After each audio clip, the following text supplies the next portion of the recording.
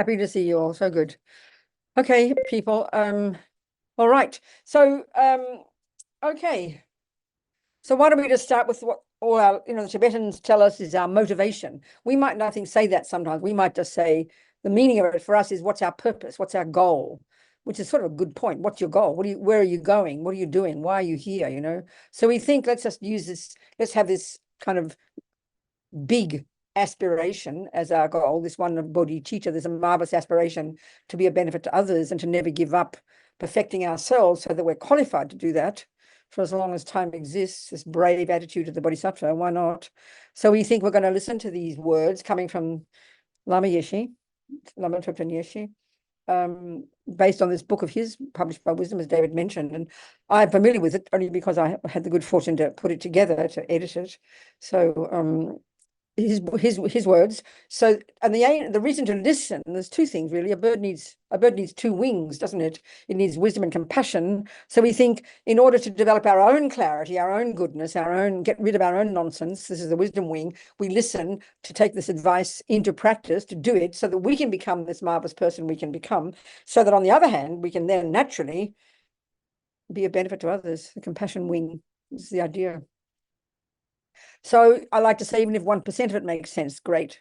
You can be a 1% Buddhist, no problem. Okay, so I want to sing a little prayer in Tibetan that sort of expresses that idea. Some of us might know it. First two lines express our reliance on the Buddha and his teachings, and the second two lines express this marvelous aspiration. Sangye chadang tsoke chognam la jancho baru dagni kyabsu chi dagi chunyen gi pes sonam ki drola penche sangye drubha shog. Sangye chadang tsoke chognam la jancho baru dagni kyabsu chi dagi chunyen gi pes sonam ki drola penche sangye drubha shog. That's the first lot was English, and the next two Tibetan. Okay, so I always worry when I do these classes using this book, and I'm always happy to do it, because when Lama taught it, he was always very down to earth, and I'll talk about him. He said, of course, I have to do it the proper way, and the proper way is to do it in the framework of giving a highest yoga tantra initiation. Well, I am not qualified to do that. That's absolutely certain. But I feel this, if we can have a humble heart about it, we can listen to these teachings, listen to these words, and think of Lama Yeshe coming through the Buddha, through Panchen Lama, blessing us with these words. We can do it in a simple way with a pure heart and see if there's some benefit. And that was something I got from Lama Yeshe from the very first, he was the very first person I heard Buddhist teachings from. And I'm always utterly amazed. And every time I work on his books, I'm always totally amazed. How I always joke and say, I actually think he was born as a hippie, but then kind of pretended to be a Tibetan, because the way he spoke from the very beginning, he learned English right at the beginnings, crazy English. He had no pride, but astonishing ability to speak in a modern way. And if anybody's familiar with Tibetans, we know that they speak as if they're speaking in the medieval times. I mean, their language was created for Dharma. And so, when I first heard Lama Zopa teaching, it was as if he was speaking the same language as Lama Tsongkhapa in the 14th century. But Lama Yeshe somehow had this ability to choose the words, in his chaotic structures, but choose incredibly appropriate words and kind of turns of phrase. It continues to blow my mind. So he was one who first hooked me, definitely hooked me. Okay, so when Lama gave it, he said, I have to do the right thing. So his first one was he gave I'm just looking at the book here. He taught the preliminaries, which is the typical one to do. So he gave very brief teaching, always very brief teaching on the preliminaries, which would be, for example, as I say, got to do it the proper way, even to mention the words. So I can at least do it properly. Yeah, so to finish and say, I'm not qualified to give any of it, properly, but I'm happy to pass on Lama's words. So I'll put it that way. I feel very confident and comfortable to do that. And then anything I do say, coming from my mind, it's coming from them anyway. So it's got a good source. So the preliminaries, just briefly, just to mention it in passing, to honor the lineage. The first one, where are we? I'll find it and I'll tell you. Just to mention the words, first of all, where are we? Refuge, reliance upon the Buddha and his teachings, delighting in that, homage to the Lama, bodhicitta, this aspiration we've just stated, and what else is there? And then purification, so we might, so purifying our mind, reminding ourselves of our reliance on the Buddha and reminding ourselves of this marvelous aspiration. This is what sets our mind up, ready to then hear these marvelous teachings. So we think that's done. Okay, just mentioning the words, that's enough, all right? So Mahamudra, what is it? Okay, I think we get very excited when we hear things like Mahamudra and Sogchen. And I didn't really know until I heard Lama's teachings what it meant. And then I began to understand it a little bit from reading to editing this book. And what was also marvelous, at the time that Lama gave this, it was in 1982 in Australia. And I think he gave it in the framework of giving a highest yoga tantra Haruka Chakrasambhara empowerment, which I think is the first time it happened in Australia. And at the same time, a few months before that or after, I can't remember, Lama had got His Holiness, asked His Holiness Dalai Lama to also comment on this text. And that was done in India around the same time, before or after, I can't remember, during a marvelous festival of teachings that Lama organized for his students. Hundreds of us went to India and Nepal for 6 months, receiving teachings from all the amazing holy beings at that time, including His Holiness teaching on this text. And that's been published, I think, by Snow Lion, with a extra commentary by Alex Berzin translating it. So it's I think it's called the Kagyu Gelug something or other of Mahamudra, but it's wonderful detail. His Holiness gave very detailed teachings, all the different views, all the different variations that Panchen Lama mentions in here, that one of which is Mahamudra, but Lama doesn't go to any details like that. But His Holiness, it's a wonderful, wonderful book, which I recommend. So Mahamudra, okay, really, basically, it's used as a synonym for the word emptiness. If we hear the word Mahamudra, it's a synonym for the word emptiness. It's important to understand that.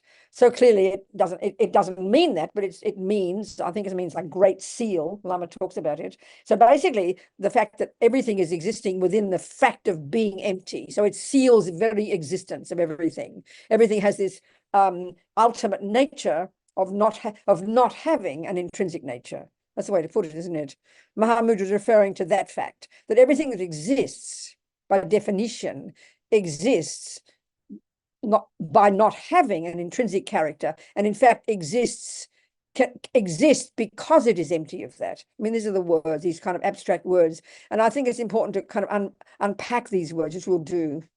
I've got to remember we've got 2 hours, isn't it? So it's good I speak fast, isn't it? We'll squeeze it in. And if we really haven't finished, we might have to find another time to finish, because I mean, I'll just have to touch on it very briefly. So, okay, basically then the key thing about Mahamudra as well is that, as Lama tells us in the book, this was kept secret. It was taught from the teacher to the disciple to the teacher to the disciple. And it was a Panchen Lama in the 17th or something century, the Panchen Lama, he was the one who first kind of wrote it down. And this is this wonderful text. We've got no time, of course, to read the text, but it's very short and so sweet. And even just the text itself, you can get so much from it, But the essence of Mahamudra, the point is this, as Lama points out, which is quoting Panchen Lama, that there are two main ways, basically, two approaches to understanding emptiness. One is, and he said, this is the way he learned in the monasteries, and this is, is the typical way that we learn anything, and we are very good at this in our culture. We're all got brilliant minds, brilliant brains, We all know perfectly well how you learn anything. If you want to become a cook or a carpenter, you first learn the theories. This is so obvious. You've got to learn the recipe first. You learn the recipe, and you must be very precise. And then slowly, you put the recipe into practice, and you get the cake. This is the method that we use, and we are brilliant in our culture to learn everything. And it's a marvelous method. It's clear. You learn the theory first, and then you put it into practice. You learn the music first in the theory, and you play the piano. And this is also the way, as Lama points out, that he learned in the monasteries. In the Gelug tradition is Geshe, the Geshe studies, 20, 30 years of study, squeezing his brain, as they say, learning all the words, and then through meditation, through debate and then meditation, programming their mind until eventually the words go from the intellect from the mental consciousness, from the conceptuality level, which is all we live at. When we study the model of the mind, we'll learn that we live at the grossest level of our mental consciousness, which is conceptuality. And this is the method that we use. First, learn the theories, and then slowly through practice, debate, analysis, thinking, and practice, we program our mind, and slowly the words filter down into our heart and they become experience. This is nothing cosmic, you know, this is what exactly the method we understand. But part of our problem is, and we're going to discuss this because the framework of doing this is the two kinds of meditation that we know that Lord Buddha teaches, that are taught in the Buddhist tradition. There are two modes of meditation. And so the other method, and we'll go into it, the other way, so that's one typical way. So you learn the words, you hear the theories, you hear the words, and then you meditate. And from meditation, you then get the experience. Now, the other method, and that's Mahamudra, that's Dzogchen, that's all those other methods, you know. This other one is reversed.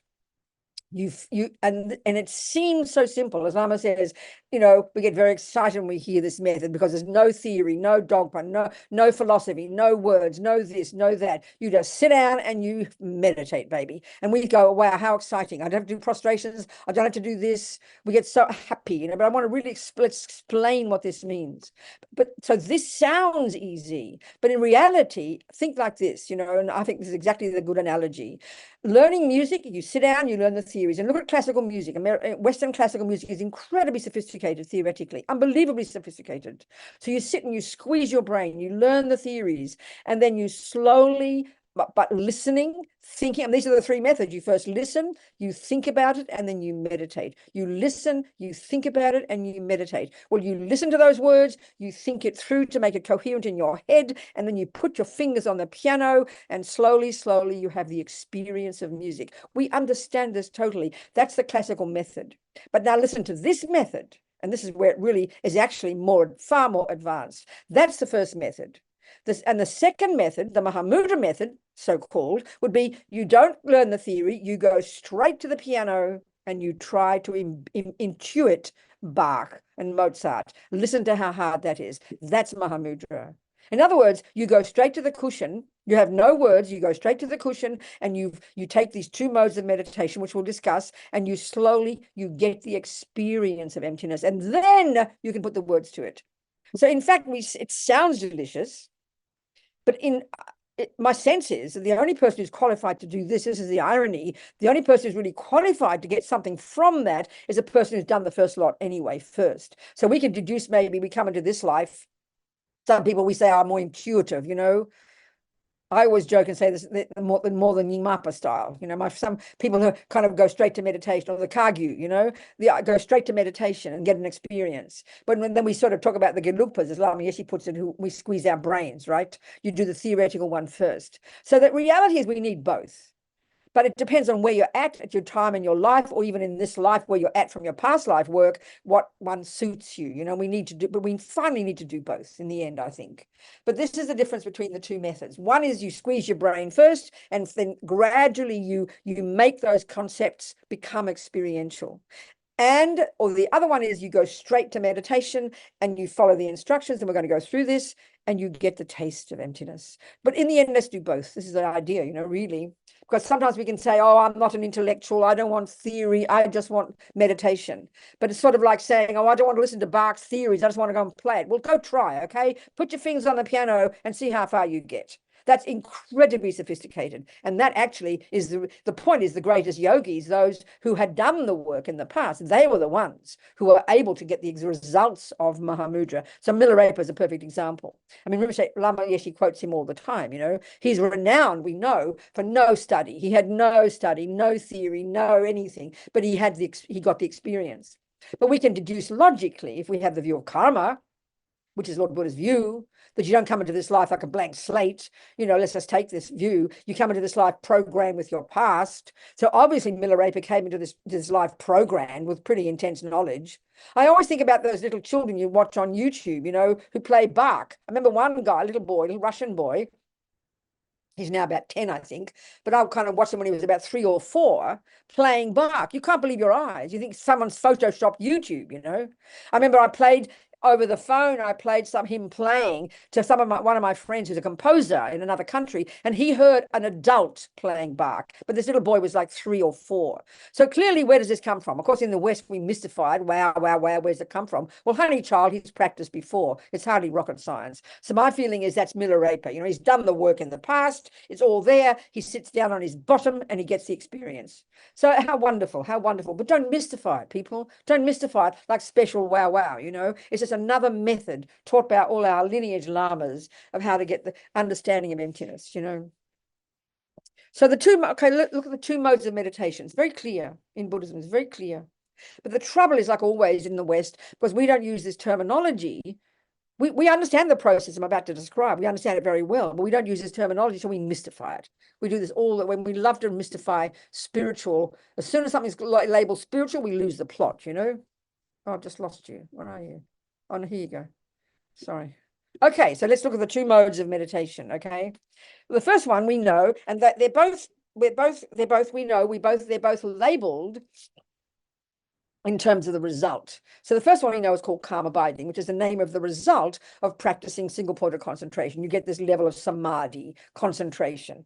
You know, it was invented by the genius Indians. As His Holiness says, it was these amazing Indians more than 3,000 years ago who were the ones who began the investigation into the nature of self. They're the ones who created this technique. And then Lord Buddha came along, went as far as he went, and then he diverged in his own direction, specifically in relation to his own direct experiential findings about the nature of self, you know. So, of course, as we know, calm abiding is a central technique. And as Lama puts it in, Lama Yeshe puts in his book, it is impossible to realize emptiness until you've got samadhi. It is impossible because that it's such the obstacle to it, this grasping at an intrinsic eye, is so primordial that the only way to get to unpack it is to get the mind to the subtlest level by using concentration. You know, the grosser level, the conceptuality is not capable.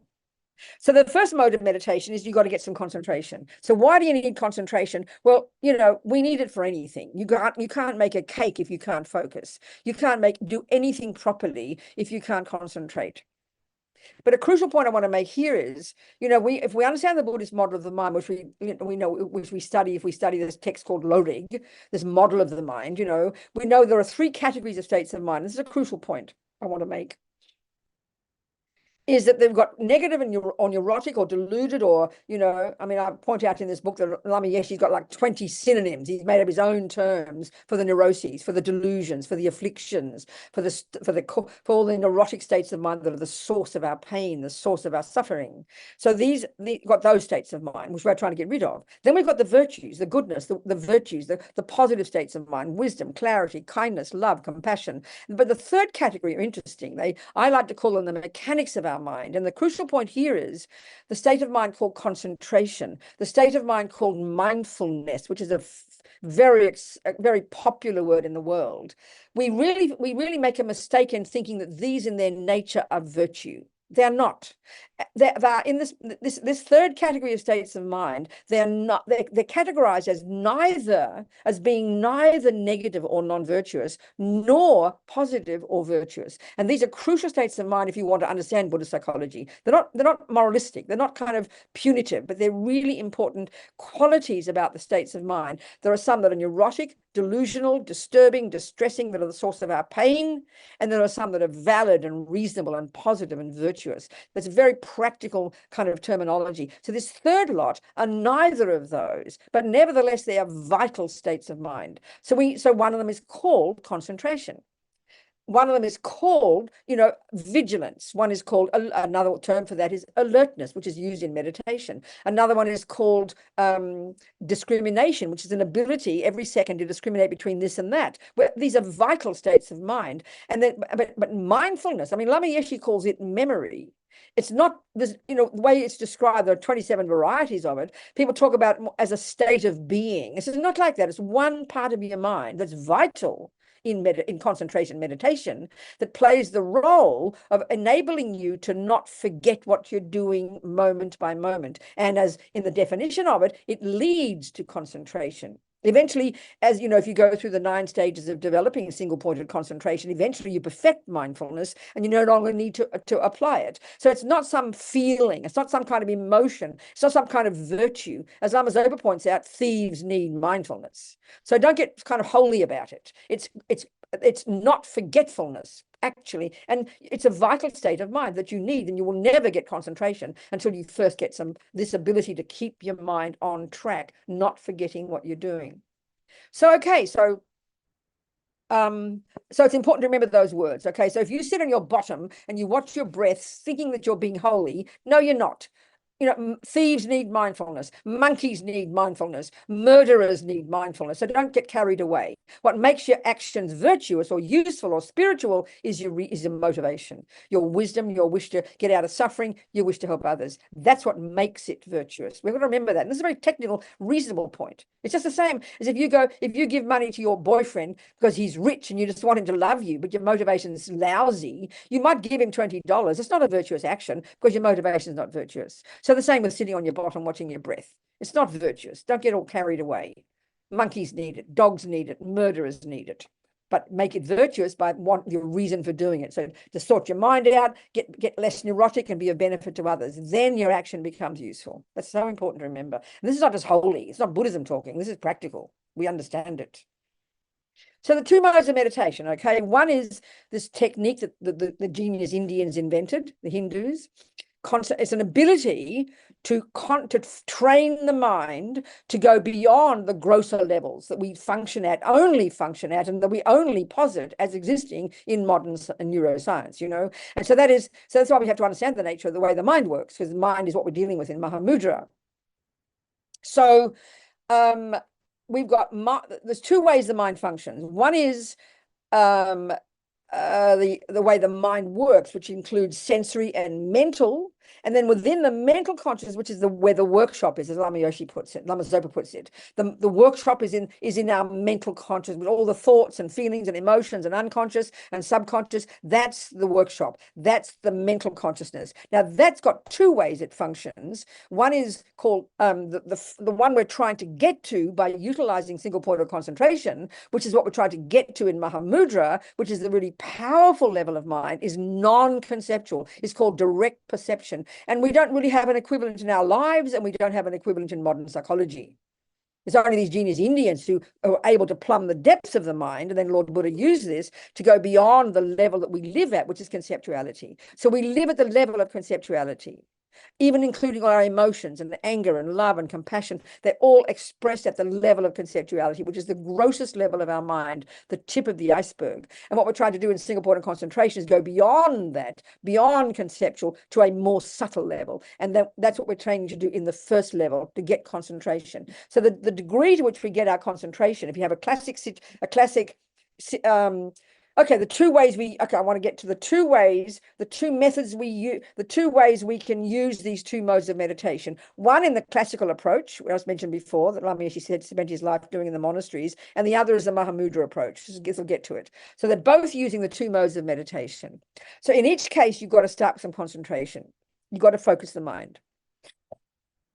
In the first method, the typical method, you've been to your class, you've heard your teachings on dependent arising in your class. You go home, you sit on your cushion, you're going to do some insight meditation. The two modes are called concentration, which is known as calm abiding, and the second one, also known as the result, which is called insight, special insight, vipassana. So of course in the world there's a type of one of the Lord Buddha's types of meditation. He taught many vipassanas, many insight techniques, but there's one method that tends to be the one that people think of only as vipassana, and that's where Lord Buddha got us to.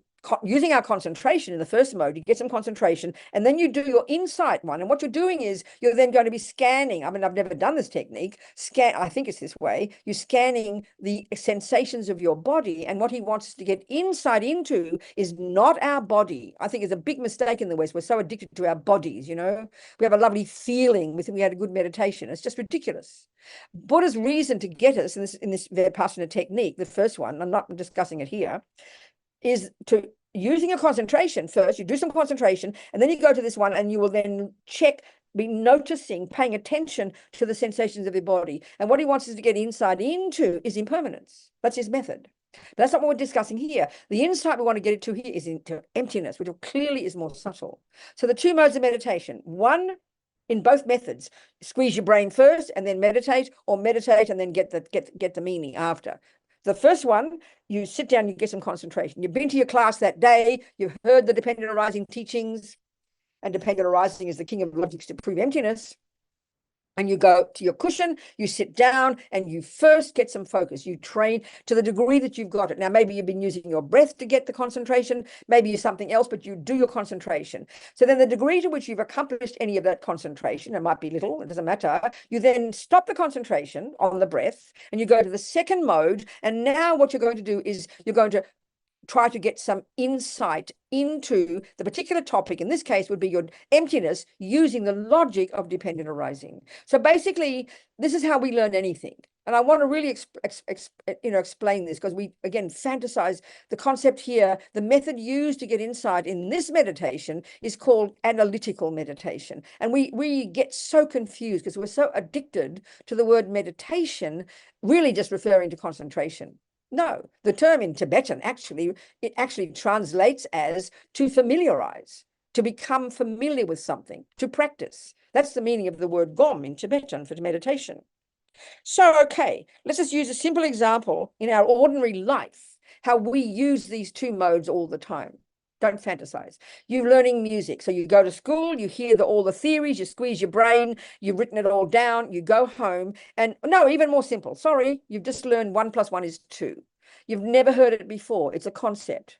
And your teacher says, Robina, if they're a Buddhist, she'd say, Robina, go home. I want you to sit down in your room, get some concentration first. Then I want you to go to the second mode, and I want you to get some insight into this, please. Well, that's called doing your homework. What she wants you to do is take the theory she's just given you, a bunch of concepts. 1 + 1 is 2. You've never heard it before. It's mystery to you. You sit down first. Now, if you can't concentrate, how can you do your homework? You've got to tell your sisters and brothers to leave out the door, close the door, sit at your desk, and focus your mind. It's obvious. It's a prerequisite. It's clear. It's nothing fantasy.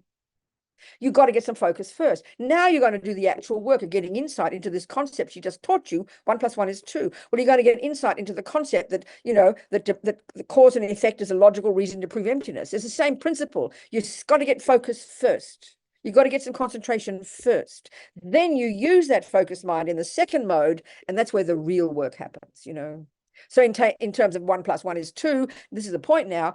The method your teacher's just taught you, she said you must now do some analytical meditation, Robina, because that'll help you get insight into this sum. So we don't talk this way. So what does she mean by analytical meditation? Well, analysis is a fancy word for the verb to think about. And meditate means to familiarize your mind. So all she wants you to do, you study the monasteries, you study your violin, you study your math, or you study emptiness here, the first method. You simply take the logical reason, in this case, dependent arising. After your concentration, you go to the second mode, and now you take your notes, or if it's in your memory, and you think through the words. Analyze means think it through, not think about, well, I wonder what emptiness means, but you use logic to think it through. And then what will happen in your meditation on your cushion, using that logic, doing the analysis with a focused mind, because your mind's more focused, because you're thinking it through, the penny will drop and you have a little aha moment. Well, that's an insight. The tiny insight just came. So in the meditation, in this first method, you'd stop the analysis, you'd hold that feeling, that insight, and the aha moment, and you'd focus on it. And then it will disappear and you go back to your analysis. So as you progress in your practice, your concentration gets deeper and deeper. And then you go to your second mode. You've got more knowledge listening to the teachings. And then your insight meditation goes deeper and deeper. And one day on your cushion, you will get a direct insight into emptiness. That's how it works. It's a logical, gradual process, not mystical. It's how we learn anything. It's just a much more sophisticated, more advanced method. That's all, So Mahamudra. So again,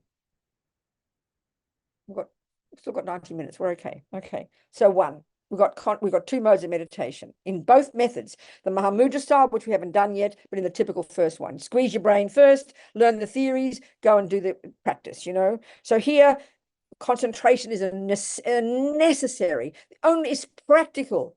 It's practical. Now, what can throw us, I think, and this is what's marvelous about Lama Yeshe, in his desperate wish to try, and when he first met Westerners in the 70s, all the hippies coming off to Kathmandu looking for drugs and enlightenment. At the same time, I don't know why. Why we conflated drugs and enlightenment, I never know, but we did.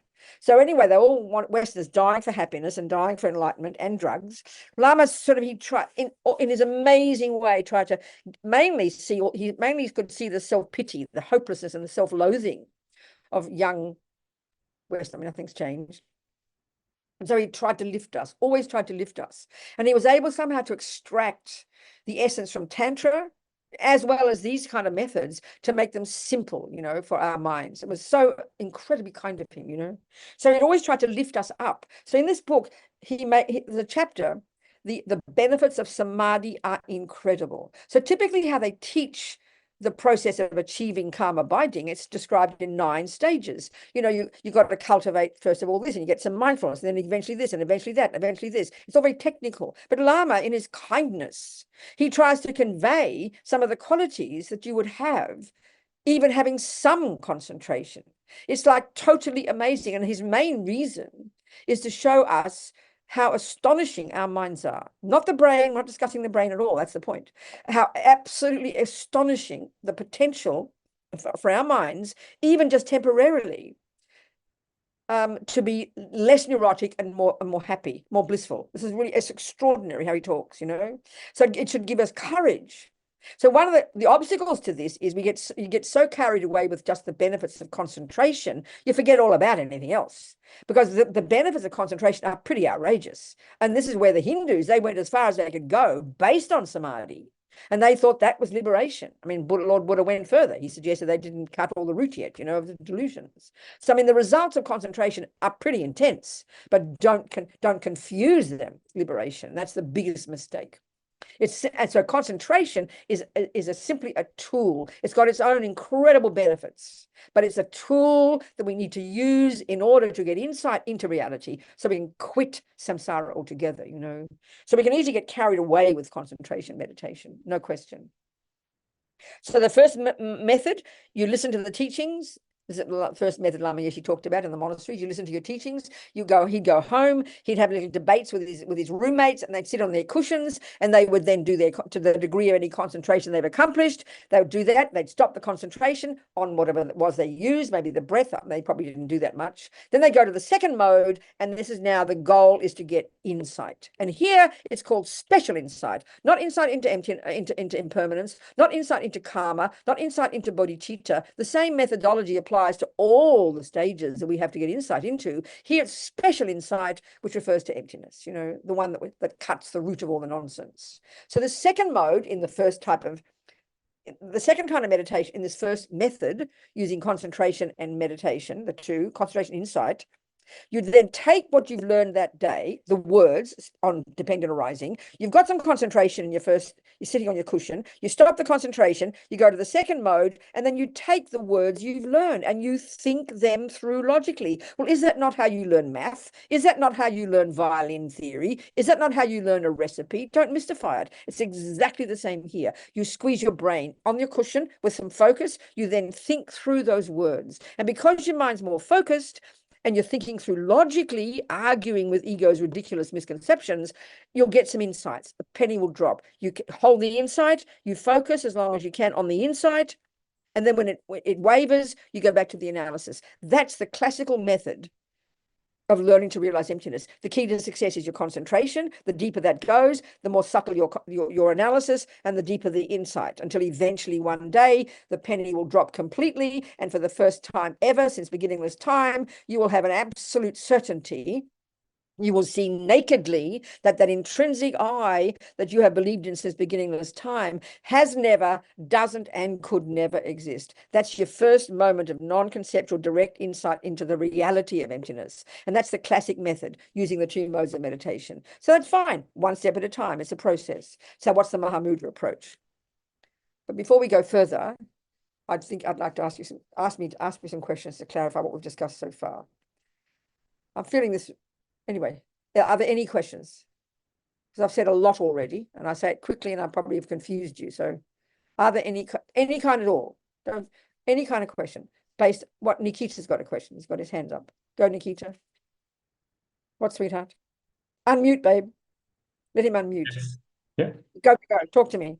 Yeah, thank you. So I have a question. How to distinguish, like, when you say that we first concentrate, then we get analytical meditation, then we get insight in this analytical. This is the first method, yeah, the first type of the traditional method, yeah.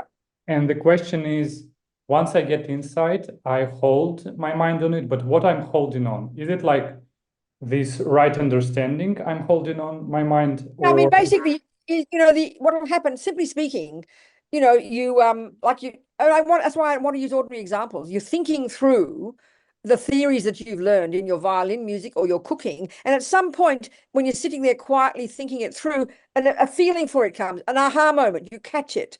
You got a moment of suddenly a little insight. Well, you simply would stop the analysis and you'll try to focus on that feeling. So if your concentration is very deep, you'll have you'll get a deep insight, and you'll be able to use your concentration to simply focus on the insight, no analysis. That's when you try to actually meditate on it. And as you get better, it gets deeper and deeper. It might just last for a second.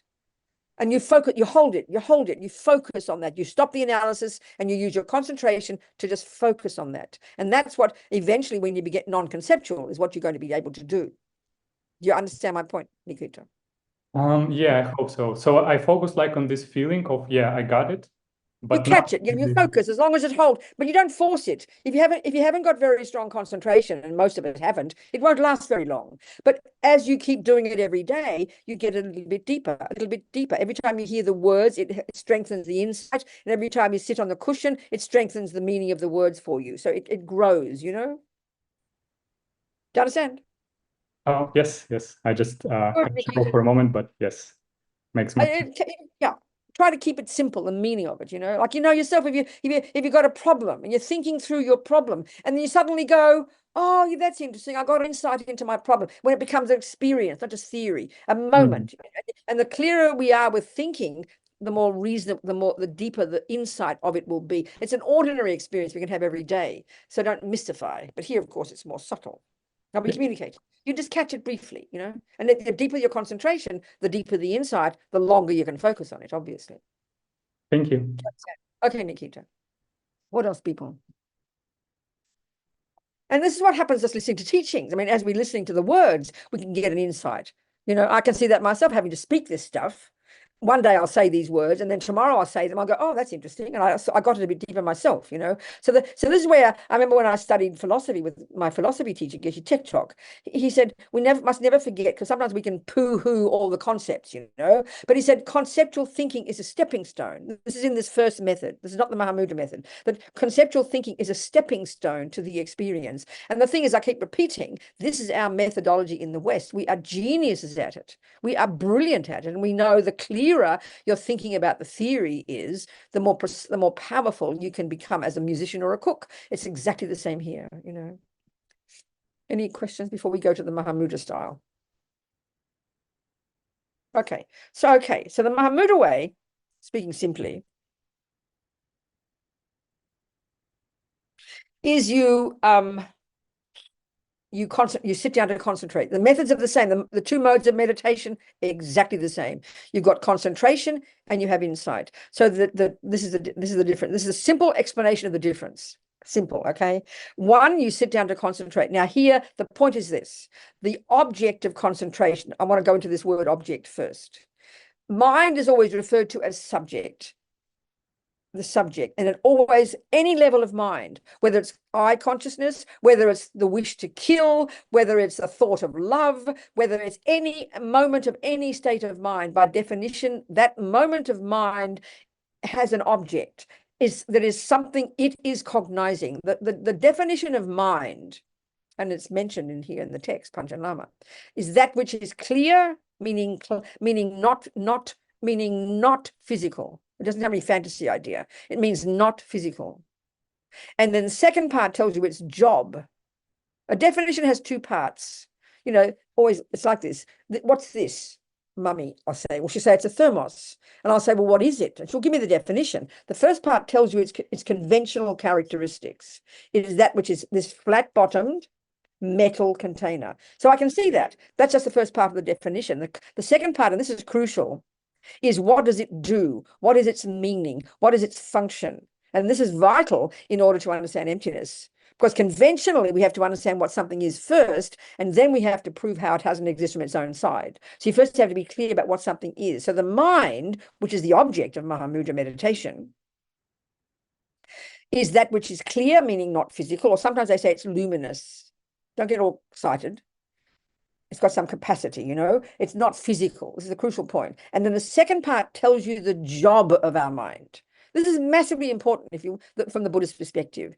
It is that which cognizes, or the verb to cognize, the verb to know, the verb to be aware. These are all synonyms. Don't give them, everybody in Buddhist traditions use these different terms in different ways, which is a bit confusing. But here they are the same, they're all synonyms for the same function. That's the job of our mind, is to cognize. So then you ask the Buddha, well, what do you want me to cognize, please, Buddha? And he'll say, guess what? That which exists. Because right now he's saying, because of all the delusions in our mind, we're living in la-la land in relation to that which exists, because our delusions cause us to believe in things that don't exist. And that's our big problem. That's why we're in samsara. So the mind the job is to cognize. So then whatever the mind is doing millisecond by millisecond, it always has a thing that it cognizes. An object, they call it an object, not physical, but a thing that it cognizes. So here in concentration, in meditation, concentration meditation in Mahamudra, you sit down to concentrate, and the object you use, and there's only one. If you do the other model, you can visualize the Buddha's body. You can concentrate on the breath. You can concentrate on a concept. But here, there's one object of concentration in Mahamudra. That's it, and that is the mind itself. So we could spend the rest of the day just talking about what this means, because we can say the mind easily. We say, oh yeah, blah blah blah. Especially even if we use the Buddhist view, it's more subtle, because in the West we use it to be synonymous with the word brain. Buddha doesn't argue we've got a brain, but his job is he's not discussing the brain here. That's for sure. He's discussing the non-physical capacity for cognition. And this is where I meant just to remind us, there's two different ways you just study the mind. The first one is you learn the epistemological model, which is the way the mind functions. And within that, you learn there's two ways the mind knows, that which is at the sensory level and then the mental. These are crucial to understand. It's really worthwhile knowing the difference. This is huge, actually. This plays a massive role in understanding the Buddhist approach to living life. We've got sensory consciousness and we have mental consciousness. So that's a good example as well. I always like to use this example. And this really shows how our mind works and we get so carried away. You know, if I look at this, I will say to you, and I chose it, so I think it's a nice, well-designed thermos. I'll say it's a well-designed thermos. It appeals to me, okay? So naturally, if I say those words, we will all accept that my eyeball, we all think the eyeball sees a well-designed, pretty thermos. Well, no, that's completely mistaken for the Buddha. First of all, your eyeball doesn't see anything. Your eyeball is conjoined with your consciousness, your mind. You know, that's the mind. So in this case, it's called eye consciousness. This is called ear consciousness. In this context, mind and consciousness are virtually synonymous, okay? They're again used in different ways in different contexts, but they're virtually referring to the same thing, the capacity for cognition, which is not physical, which does not come from your mother or father, is not a function of the brain, does not come from nothing, and certainly does not come from a creator. This is a crucial point about our mind for the Buddha, you know?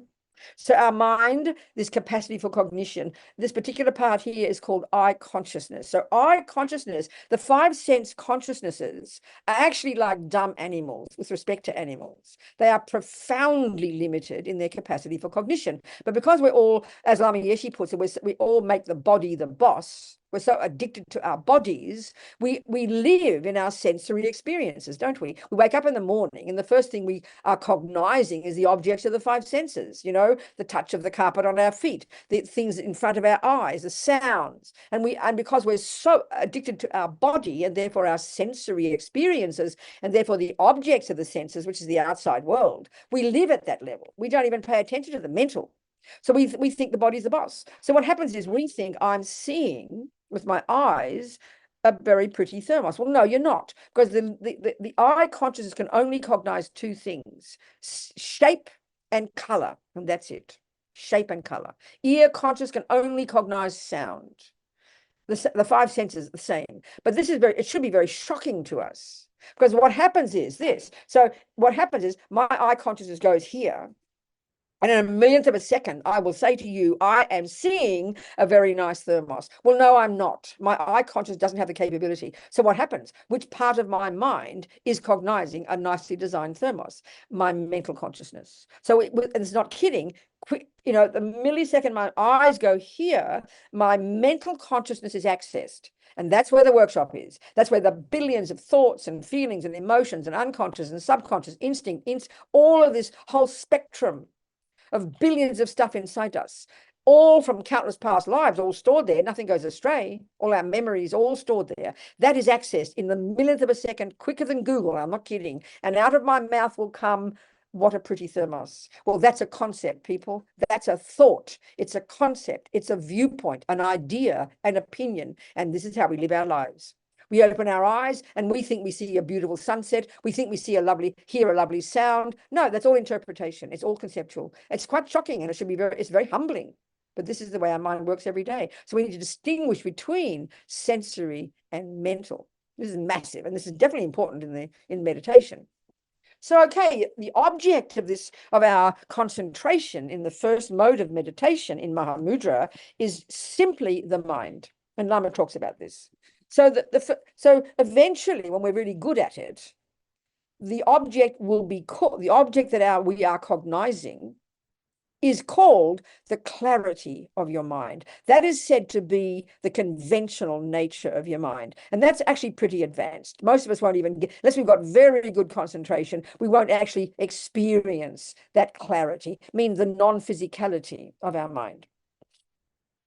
As His Holiness said one time, we can learn so much about the mind, but to actually have a direct experience of your mind, it's not physical, people. You can't taste it, touch it, smell it, see it, or hear it. So it's really very abstract for us. But we've got to start somewhere.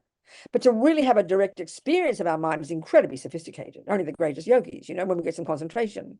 But we've got to start somewhere. So where do we start? We simply start with whatever arises in your mind. Because your mind is not just some big fat blank thing. Your mind consists of thoughts and feelings and all this business, So you sit on your cushion, you check your body exactly the same. You check the 8 different points of your body. Let's go through those Let's just do it as an experience as we go along, just simple as I'm talking. So you check your body first, as Lama says, and this 8 points that all comes from the great yogis and yoginis' experiences over the centuries, are all very practical.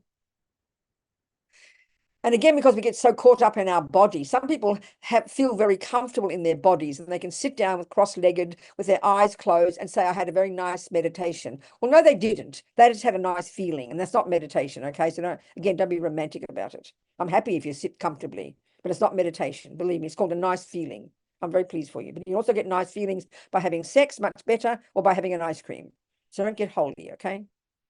We're so addicted to our bodies. We see ourselves, oh, I'm meditating. Well, you can be on the toilet and meditate, all right? Try that one instead. It'll bring you down to earth. So, okay. So the first thing with the body is you have your best, His Holiness the Dalai Lama says, is to be in full lotus position, because actually it's practical, because the great yogis over the centuries, who then do this day and night in their caves, they're able to sit there totally stable, upright for days and weeks. So it's a practical thing. Everything is aligned. The subtler levels of our mind and our physical energies are aligned very beautifully. But it's practical. You're able to stay stable, So if we can, His Holiness says it's really lovely to start your session with just a moment of being in full lotus. It's sort of auspicious for our ability to do so in the future. It kind of creates the cause. If you can't, sit one leg across the other one. If not that, regular cross-legged. If not that, sit in a chair. Do your best, whatever you can do, okay? So if you're sitting cross-legged, the next point is your bottom. They all say to have it slightly propped up at the back. Of course, most of us, if we're from our culture, aren't good at sitting cross-legged, because we never tried it, Our bodies aren't so flexible. So you try to find the way that is comfy for you. A cushion, big cushion, small, but basically under the coccyx, so you're propped up slightly. So it gives a feeling of being very stable, But you have to work out what's best. If not that, then you sit in a chair, of course. But if you're in a chair, you mustn't lean into the chair. You don't flop into the chair. You sit upright. Because if you're sitting cross-legged, you've got to hold yourself upright, isn't it? And that's really important. If you slump, then the wind energies can't flow, and your mind gets dull, and you go to sleep, So if you're sitting in a chair, you hold yourself upright, and your feet firmly on the ground. So don't sit in very comfortable chairs, like big sofas. Otherwise, you just go to sleep, and that's useless. Because the crucial point about this type of meditation, it isn't to get a good feeling. It isn't a physical experience. Your body doesn't meditate. Your mind meditates. It isn't to have some kind of vision. It isn't to make the thoughts go away. Try to think of it as simply your training. You're in training. If we think of it this way, we're very grounded about it. You know, not get so romantic, you know. So important. So you have your legs cross-legged or in a chair, then your feet on the ground if you're sitting on a chair, and your body, and you should be sitting upright. But then the thing is, and they say they have the shoulders square, you know. So what we do is we have them when we tense. So I add a simple point here. It doesn't say it in the texts. You like if you think of your body as a skeleton, it's hanging up, it's hanging very straight. It's hanging on a hanger, and then the flesh has to be relaxed. So you sit upright, and then you flop your muscles. Sit upright, and then flop your muscles. But don't flop your body as well. Keep your body upright. That's very important. But your muscles relaxed, especially your abdomen. They don't say this, but we all squeeze our abdomen because we don't like looking fat, isn't it? We're doing this all our lives. Well, some of us. So your bottom, your legs, and then your hands clap. There are many postures, many mudras the yogis use, but the classic one we learn is left underneath, right on top like this, you know. And I've heard something about some subtle channels at the thumb tips related to bodhicitta. I heard that way back in the past somewhere. I don't know where it came from. In your lap loosely, and or you can put them on your knee. You can do what you like. So that's your bottom, your legs, and then your body upright, relaxed, shoulders, hands, and now your head.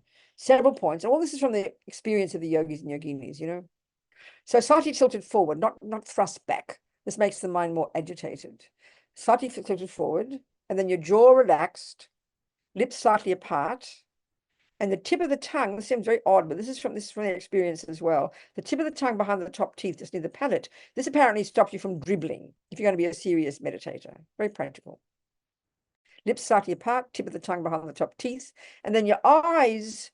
Again, the yogis and yoginis with great experience have their eyes open, because when they're meditating in the day, the light can come in and keep their mind sharp. Of course, we get distracted. So, you know, maybe even we just do a little bit here, a few minutes. Keep your eyes, you know, lightly closed, but your eyes looking down. Beneath your eyelids, your eyes looking down, as if you're looking along your nose towards the ground. That's sort of roughly speaking the way they traditionally teach, but, you know, you have all got variations of it. But just try and see the reason behind it, to make the body conducive, because it's your mind that meditates, not your body. So then what you're going to do, basically, just let's even do 1 or 2 minutes. Each of you got your own meditation. I'm not trying to interfere, but this is the way Lama's teaching it, you know. You'd simply, okay, just before we do that, I want to say there are different parts of the mind. If you learn Lowry, the text, you learn the mental factors or states of mind. And you learn there are many states of mind all working together to function properly as we do something. So simply speaking, we would say, you know, the first thing we have to do sitting down here, we have to decide what the object is. You locate what the object is. You'll be clear what it is you plan to pay attention to, the thing you plan to focus on. So if it were the breath in an earlier one, fine, but not here. It's simply whatever arises in your mind. You don't have any kind of concept, well, what's the mind? You don't try to force something. It's whatever is arising in your mind second by second. It's almost so simple. So don't make it fantasy. And that means thoughts, because we live at the conceptual level. I think Westerners' psychology says like 1,000 thoughts a second. I mean, Buddha would definitely agree. So you simply sit down, you get your body right, close your eyes, have your hands ready, and you just decide. And let's just do 3 minutes, okay? We decide, I'm going to pay attention for 3 minutes to whatever pops up in my mind. That's it. Nothing more and nothing less. And it's a training. So it's sort of like you're saying, I've decided to try to ride a bike. You decide on what you're trying to do. So what's going to happen is you get on the bike from the left-hand side of the bike, and because you're not used to riding on a bike, you're going to fall off on the right side. So you pick yourself up and you put yourself out on the bike, and you fall off on the left side, and you pick yourself up and you put yourself back on the bike. Well, you know, with practice, eventually you'll be able to stay on the bike. This is the same here. Don't make it fantasy. So we've got to have different parts of our mind all working. You could argue that the bit that does the looking is called attention. Attention. Intention is the very first one. I will watch my mind. That's intention. Then attention focuses in and simply does that, pays attention to whatever pops up. And then there's another part of your mind, mindfulness, this one called mindfulness, kind of like a little mother on the side there watching. And the moment attention, like a little baby, wanders off or falls off the bike, mindfulness picks her up and puts her back on the bike. So basically you're doing that, but you're focusing, your attention is on whatever arises in your mind. And another part of you has to be watching. You can't be single pointed yet. You use these other parts of your mind. So here, let's just think mindfulness is watching. And every time attention wanders off, you space out, mindfulness gently brings it back to the object. That's it. To think like that, or to just watch the mind. So for 3 minutes, 2 minutes, quality time.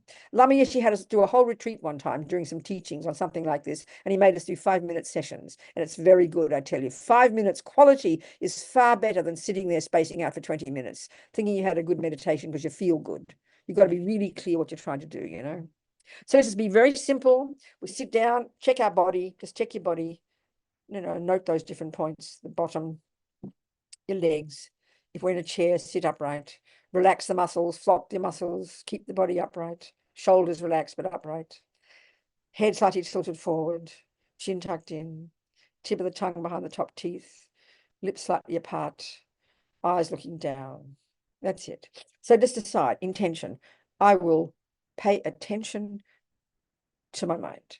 And in this case, what it'll be will be thoughts. So just with determination, I'm going to pay attention for 3 minutes and have mindfulness, like watching like a little mother, going to catch the attention when it wanders off. Think like that, okay? And just watch your thoughts. Just pay attention. That's it. No opinions, no discussion, no debating, no wishing they would be or wouldn't be, nothing. Just watch, pay attention, watch.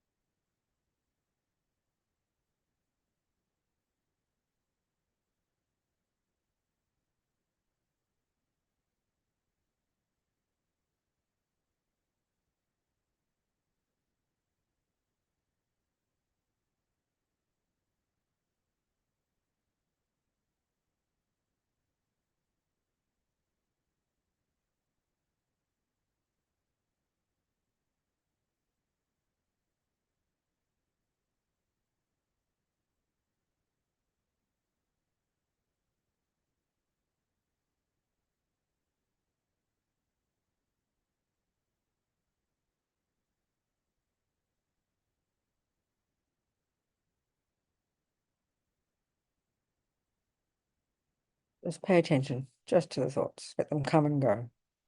Keep it simple.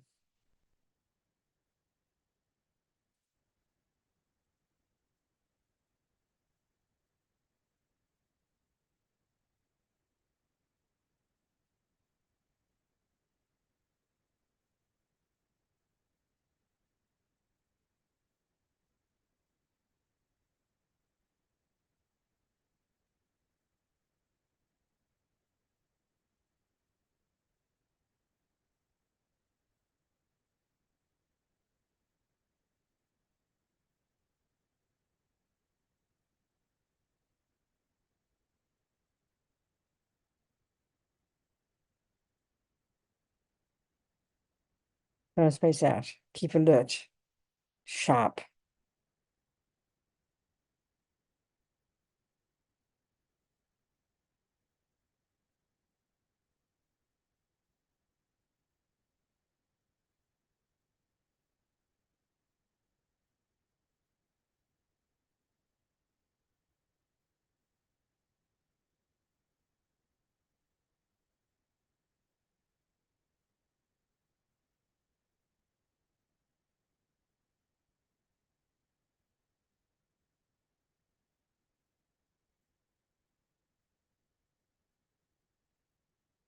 Okay, that'll do.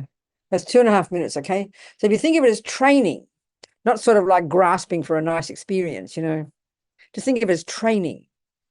then even 2 minutes is brilliant. You get a sense of the technique, you know. So the biggest one is to really keep it simple, the meaning of meditation, really keep it simple what you're trying to accomplish, really keep it simple, not romantic and not all the stuff that we talk about, you know. That's technically, that's a simple way of saying how to learn to concentrate. And you start, so you just watch the object. No, and already you see, this is what we can see without any concentration. It's an incredible technique. As Lama says, we do this in daily life. This is what we're trying to do as a Buddhist, to see our mind, you know. So this is not the point of our of Mahamudra, but we can see the immediate benefit of even doing something this way. This is where it brings into our daily life, you know. Because most of us in the world, because we're brought up not to pay attention to the thoughts, we only pay attention to our thoughts when they're emotional, when the body's shaking, want to kill somebody, and a bit late. But here, the marvelous technique, even simply that Lord Buddha is giving us, forget Mahamudra, is simply to be watching anything, including your breath. All you're doing is stepping outside your head for 5 minutes, which is incredible. But the benefit, don't think of it as a disadvantage. The benefit is you can't help but hearing your mind. I mean, and this is why Pabonka Rinpoche says in his Lam Rim teachings, one of the signs of success at the first of the 9 stages of concentration is that you think your mind's getting worse. You think your mind's getting worse. You think your mind's getting more conceptual. No, it's not. We are noticing. So don't ever think this is a disadvantage. Think of it as an advantage. This is not the point of Mahamudra now. But just even 5 minutes in the morning of watching your boring old breath or watching your mind, one of the great advantages is you're stepping out of your head. You can't help but hear it. You don't pay attention, but you let them come and go. And as a Buddhist in our day-to-day life, as soon as you open your eyes and go down to the kitchen, that's when your hard work starts. And our problem in our life is because we don't pay attention. There's hubby slurping his coffee yet again. You're not trying to kill you, just slurping his coffee. And you're getting annoyed. Whereas once before, you would have just vomited out the anger to him, then you feel bad later. But now, because you've been watching your breath, watching your mind, stepping out of your head for 5 minutes, you're going to be catching the thoughts before they get to the mouth. That's the miracle. And that's how these practical techniques can bring to bear into daily life. This is the point. We have this obsession that we're trying to make the thoughts go away. We push ourselves like crazy. We are so ridiculous, you know. We need to see the thoughts, which means we see all the ugly crap that's in there. We've got to see there's the anger, there's the jealousy, there's the garbage, and be happy to see it, because that's what you have to work with. We have to own what's in our head. You know, this is the great advantage of any of these techniques. Forget Mahamudra. Are we communicating? How are we going? 1 hour to go. Okay, any questions before we go to the second mode of meditation, before we look at the different way we use insight in Mahamudra? Are there any questions? Yes. Yes, dear Kate, talk to me. Hello. I just had a question about, with the meditation we just did, where you're watching the mind, is it easy to then start to conceptualize the mind and start to create this kind of thing that you think, right. oh, that's the mind, but like it's almost like you're having to kind of put it into a little shape or something for it to kind of be the mind? Is that still? Are you suggesting that's what we are trying to do, or what we shouldn't do? What are you asking? I think that's what I noticed myself doing.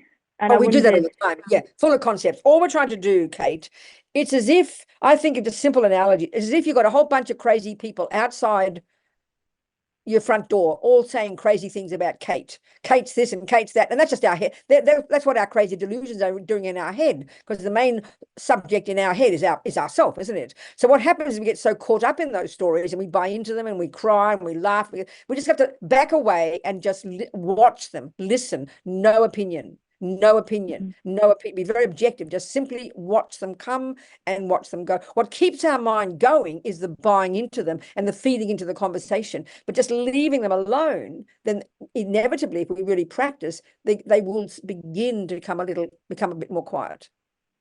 So just to simply don't have any concept, try not to have a concept of what you think you're doing. We can't help it, but just the action you're doing.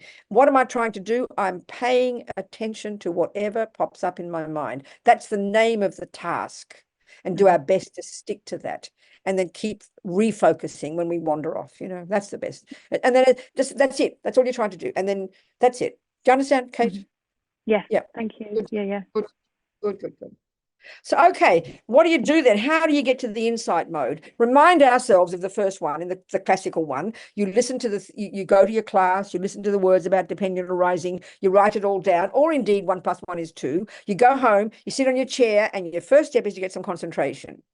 That's just the preliminary. Concentration is a preliminary. You need concentration, otherwise you can't even work out 1 + 1 is 2 if you can't concentrate. So you do your concentration first. So in that typical method, you might do your preliminary practice of your refuge with the Buddha, and you focus on the Buddha. You might focus on your breath, whatever you do. And then you stop the focus, you get the degree of focus that you've accomplished. And now you stop the focusing, and you now go to the second mode, and you now pick up either your course notes, or if it's in your mind, and you read them through, or you think them through very accurately. That's the actual thing you're doing, and that's called analysis. That's called thinking things through.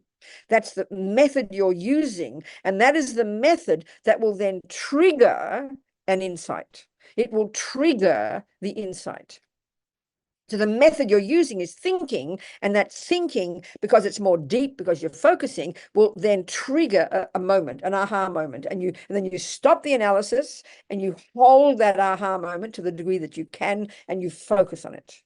Then when that wavers, you go back to the analysis. And that just keeps, as I said before to the other person, that process keeps getting better and better. The more you practice your concentration, the deeper it goes day after day. The more you listen to the teachings, the deeper your knowledge. And the more deep your concentration, and you go to insight, then the more subtle your insight. And it just keeps getting better. It grows. That's it. Now, here, different. First method, you focus on the mind. And this is the point here now. In the first method, when you've got to the point of concentration that you feel you can accomplish, you stop it, and then you go to the insight. But not here. You stay continuously, unceasingly, never giving up, simply paying attention to your mind. You never stop doing that, ever. And what happens is when your focus is getting good, you kind of conjure a subtle wisdom, as Panchen Lama says. A subtle awareness, like you start sort of like something out of the corner of your eye. You're staying mainly focused on your mind. That never changes. But when your mind's kind of stable a little bit, you're going to conjure this sort of subtle awareness, and you're going to, like a fish, a small fish going through water without disturbing the water. That's how Panchen Lama calls it. This subtle awareness is going to be now watching how your sense of I appears to you. It's really quite subtle, but this is Mahamudra. That's it. You never stop. This, and also, by the way, Mahamudra comes from Milarepa and the Kagyu holy beings, but Tsongkhapa's got a different approach. So you need to, if you're going to be doing one or other of these techniques, you better do, because they all sound the same in the end, but they're not. They're very precise differences, you know. You're one of Lama Alan Wallace's groups, aren't you, or not? Is that right, David? So he teaches Dzogchen, doesn't he? Well, he's got, see, that's they all come to the same thing, but they are all very precisely different techniques. So I'm telling you, the Panchen Lama, Tsongkhapa's Gelugpa view of and this is not the same as the Kargyupas, I promise. Very different. So this is the Gelug one. So you have to decide, you know, which one you want to follow. I'm just giving you Lama Yeshe's one.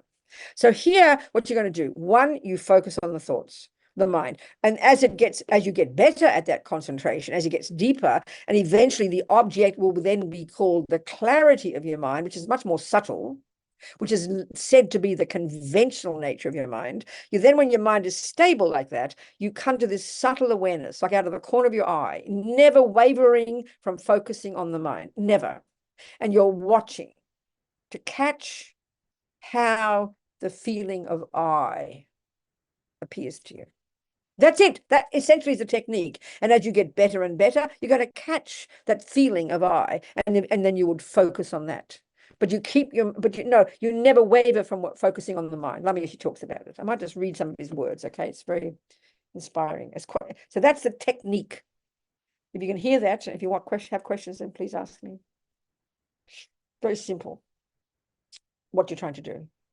You find Lama's words. I'll read Lama's words to inspire you. Okay.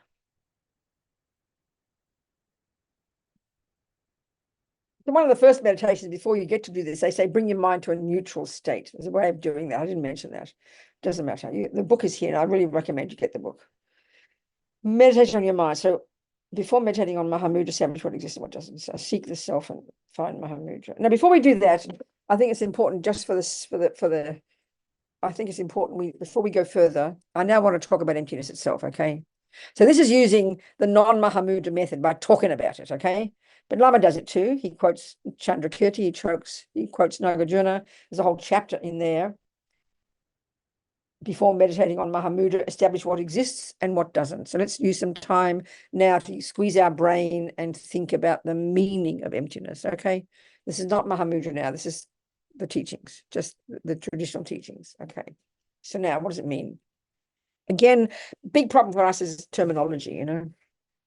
So we can't help but think when we hear empty or emptiness, and we can be forgiven for thinking this, that it means nothing. This is the commonest mistake in the world in our interpretations of emptiness. The commonest, as Tsongkhapa says, it's falling into the abyss of the great mistake. Nihilism. There is nothing. Nihilism. It's nihilistic. We can't help but think that. Because and the context here I want to use, which is Tsongkhapa's approach, is the one of the two truths. This is so delicious, you know. So the way Lord Buddha is saying it, and Tsongkhapa wrote this beautiful text in praise of Lord Buddha for his marvelous teachings on dependent arising. Dependent arising is the king of logic to prove emptiness. There's various logical reasons. If we're taking the first method, the squeeze your brain method first, there's various methods for proving that things have no intrinsic nature. And this is what we would be using in our insight meditation in that first method. So let's look at some of these words and just get our head around them a little bit. Then we can go back to Mahamudra again before we finish in 50 minutes. Okay, so the two truths is a delicious way to do this because it encompasses everything that exists. So basically what Lord Buddha says is everything that exists, and this is the crucial point about we have to first establish what exists conventionally. This is the starting point. So we have to establish what exists conventionally. So everything that does exist has to be first established conventionally. And then you take that conventional phenomenon and now you do the analysis in this first method to prove that it has no intrinsic nature. So in other words, thermos, this flat-bottomed, metal container, we establish clearly conventionally. 1, its name, thermos. 2, its definition. First part, its conventional characteristics, the metal container. And then the second part, the crucial, absolutely crucial piece to be clear about is, Mummy, what is it though? I know it's a flat-bottom container, but Mummy, what does it do? What is its meaning? What is it? What is its function? These are hugely important points. If you can't establish what something is conventionally, you will never, until the cows come home in 20 billion years, ever realize the emptiness of it. So the first step using this method of the two truths to get the emptiness of something, you have to first establish its conventionality. Because what happens is, what Buddha's saying is this: we can establish the conventional thermos. Okay, let's use the object I, okay? The object I, because the Buddha is saying that whatever is existing necessarily is empty of having an intrinsic nature. That which exists is necessarily empty of existing from its own side, empty of existing in and of itself, empty of true existence, empty of self-existence, empty of inherent existence, empty of independent existence. All these terms, certainly according to the Prasangika model, are all synonymous. So first establish an I. So Buddha's saying basically, okay, the 3 levels of dependent arising that he teaches, and each of these is like an argument with one of the prevailing views before, the great Hindu yogis. So the very first one is that there is an I. And okay, what is the word I? I, me, self, myself, mine, person, these are all synonymous. A dog is a person. A dog is an I. A Buddha is an I. A Buddha is a person. A Buddha is a me. Me, mine, I, self, person, myself are all synonyms. Okay. So we're one of those. We're not a toilet. We're not a thermos. We're not a mala. We're not an iPad. We're a person. So I forget the definition, quite frankly, of a person, but never mind. Let's just pretend we know what a person is. But we're certainly a sentient being, a mind possessor. A mind possessor, sem chen in Tibetan, it's very tasty. So, okay, so I, so then conventionally, we have to first establish conventionally, what is the I? What does it do? Well, it creates actions. It thinks and does things, creates karma. So let's just assume we understand that we are an I, not a toilet at the very least. So we established conventionally. But what happens, Buddha says, you can be correct conventionally, that is a thermos. I can be correct conventionally, that's a mala. I can be correct conventionally, that's a pair of glasses, and I can even establish its function. But what we don't realize is this: because of these mistakes in the mind, these misconceptions, these delusions, these afflictions, and in general, the afflictions, not even the root one yet, in general, the function of all the afflictions, all the delusions, all the misconceptions, is that, as Lama Zopa puts it, what they do is they decorate on top of what is there, glasses, thermos, I, mala, the delusions in the mind, simultaneously and spontaneously, as we cognize anything, we don't see the difference, automatically decorate on top of what is there, layers upon layers of characteristics that just aren't there. So when we learn first, forget about emptiness, we learn first about the regular afflictions like attachment, aversion, jealousy, pride, low self-esteem. These are all conceptual thoughts deep in our bones that exaggerate, that distort the thing that they are cognizing. So attachment in the mind exaggerates the deliciousness of the chocolate cake. Aversion in the mind exaggerates the ugliness of the boyfriend who just cheated on you. Pride exaggerates our importance. Low self-esteem, which is the flip side of pride, and it's embarrassing to hear it, exaggerates our bad qualities. All the delusions have this very specific function of distorting, exaggerating, embellishing, decorating on top of what is there, characteristics that aren't there. And this is what keeps us in samsara. So the root delusion, the mother of them all, called simply marimpa, unawareness, is primordial root delusion, root affliction, root mistake. That is the deepest, most subtle, primordial exaggerator of all. So in terms of the cake, attachment, you see the cake there. So we establish it is a chocolate cake. We are valid. What's that, mummy? It's called a chocolate cake. She proves it. You see the ingredients. You tick the boxes. You all agree it is conventionally a chocolate cake. No argument. That's a valid cognition. Then what happens simultaneously, attachment in my mind coming from all this emotional hunger, then dumps onto that cake a bunch of qualities that the cake does not possess. But it appears to me vividly, we all know this, that cake appears to me on that plate, it's vibrating at me these qualities that I believe are in the cake, just from attachment, deliciousness, divine, heavenly, and when I get it, it'll give me happiness. That's attachment projection. But underneath that, underpinning that, is the root delusion of ego, of marimpa, ignorance, that is coloring even the attachment, and then that exaggerates the very ontological status itself of the delicious cake, making it appear to me as existing out there on the plate from its own side, having zero to do with my mind. That's the schizophrenia of being in samsara, people. And that's how we live our lives. So it's an incredibly subtle mistake. Even attachment is hard to see, but at least we start with that.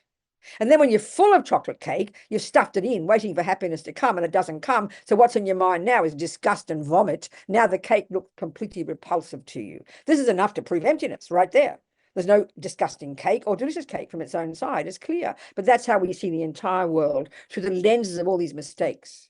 So the attachment and aversion and jealousy and pride and anxiety and fears and anxiety, they're all the grosser delusions, the ones we see more of, and then they're all underpinned by this subtler one. So here, in trying to get insight into, special insight into the emptiness of the I, not the cake, I mean, it's the same for the cake or the thermos or everything else, we start with the I. And as Lama says in Mahamudra, you start with learning to see the emptiness of the I, but eventually you see the emptiness of the mind. And that's a particularly technical point that I'm not sure needs to go into here because we have so little time. because that Buddha talks about emptiness of person and emptiness of phenomena. And the mind is a phenomenon, not the person. So that's another point we won't even go into. So, okay, because Mahamudra is about the emptiness of the mind, not the self, but you start with the self. So, okay, so Buddha's telling us that basically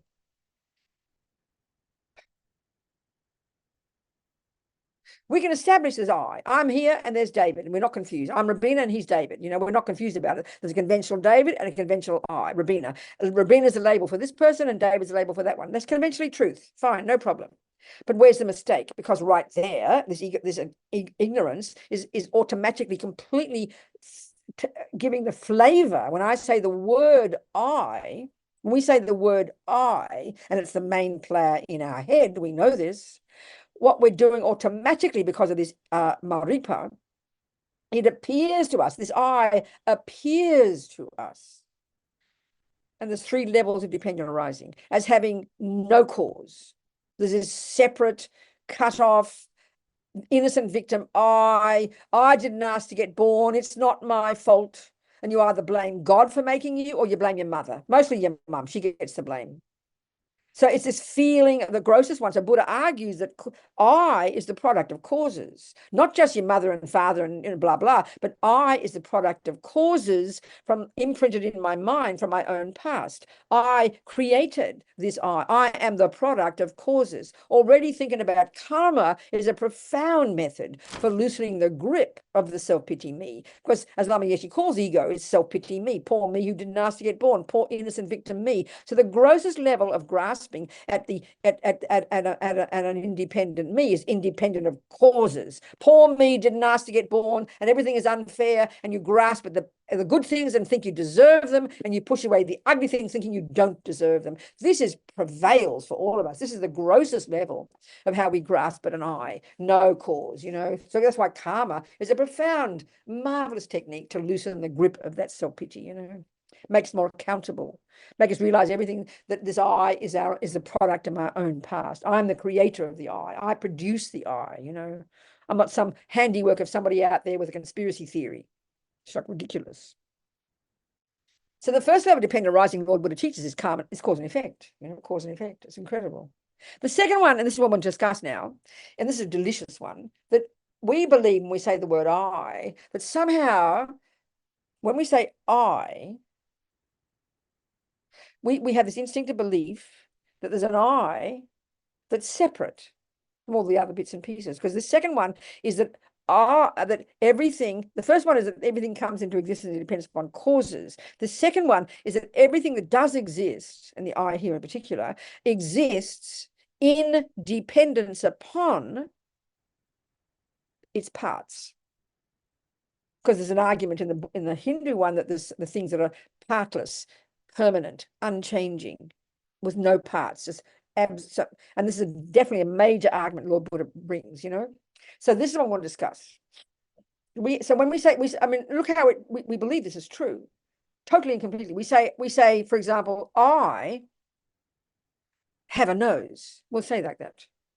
And conventionally, it's true. If you look at this person, you know the voice hears Robina. You hear her say it, she has a nose. You use your eyes, you see it, you see the shape and color. You know the English word nose, and you tick the box, yes, she's got a nose. No problem, that's a truth. But where's the mistake? This is the mistake. This is the mistake. And we have to use logical arguments to try and break that mistake down, because it sounds ridiculous in the beginning, though. Because all what it's saying is, if there is...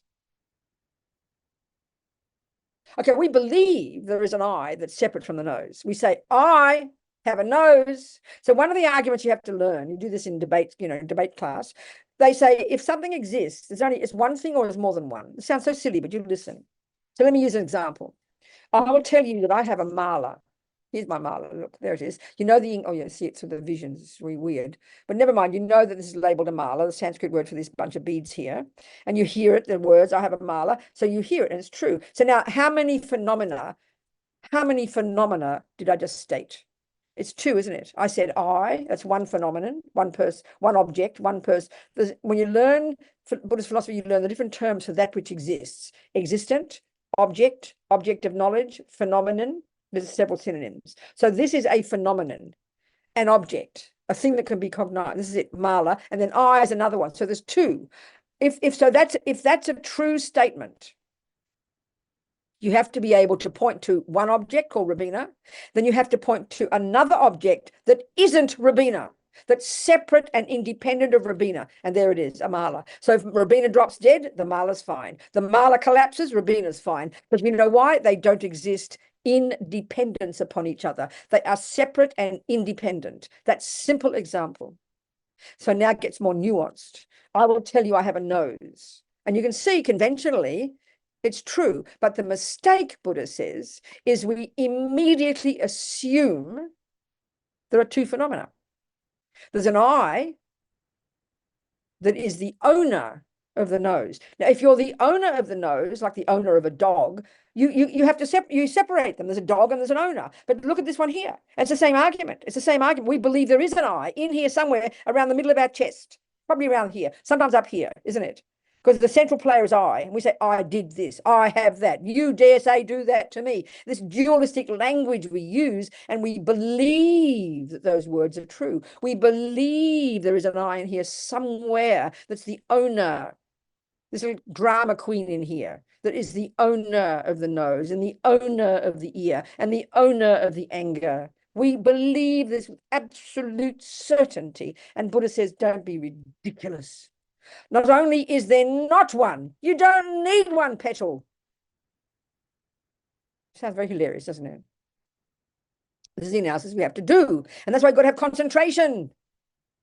The conceptual mind has to have the first argument, but then in concentration, this begins to really, the penny drops, you know. So let's look at this. Okay, as Lama Zopa says, you know, it's like if there is a separate I, if there is an I in here that is the owner of the bits, is the owner of the nose and the owner of the ear, if there is, then when David says, oh, Robina, I think your nose is so ugly, and I'll say, how dare you insult me, David? And he will correctly say, Robina, I didn't insult your eye, I insulted your nose. And we'll all laugh, of course. But that's literally true. So if there were a separate little piece in here called I, a separate little piece, a separate piece, separate from the breast and the neck and the nose and the teeth and the eyes and the ears and the other millions of bits and pieces. If there is a piece in there, and that's what the Christians call a soul, it's what the Hindus call an Atman, it's what the Greeks call an essence, and we probably call it ego in the West, who knows what we call it. We believe it implicitly. There's no, it just like sounds like a joke to say there isn't one. So we get confused. But it's an I that is separate from.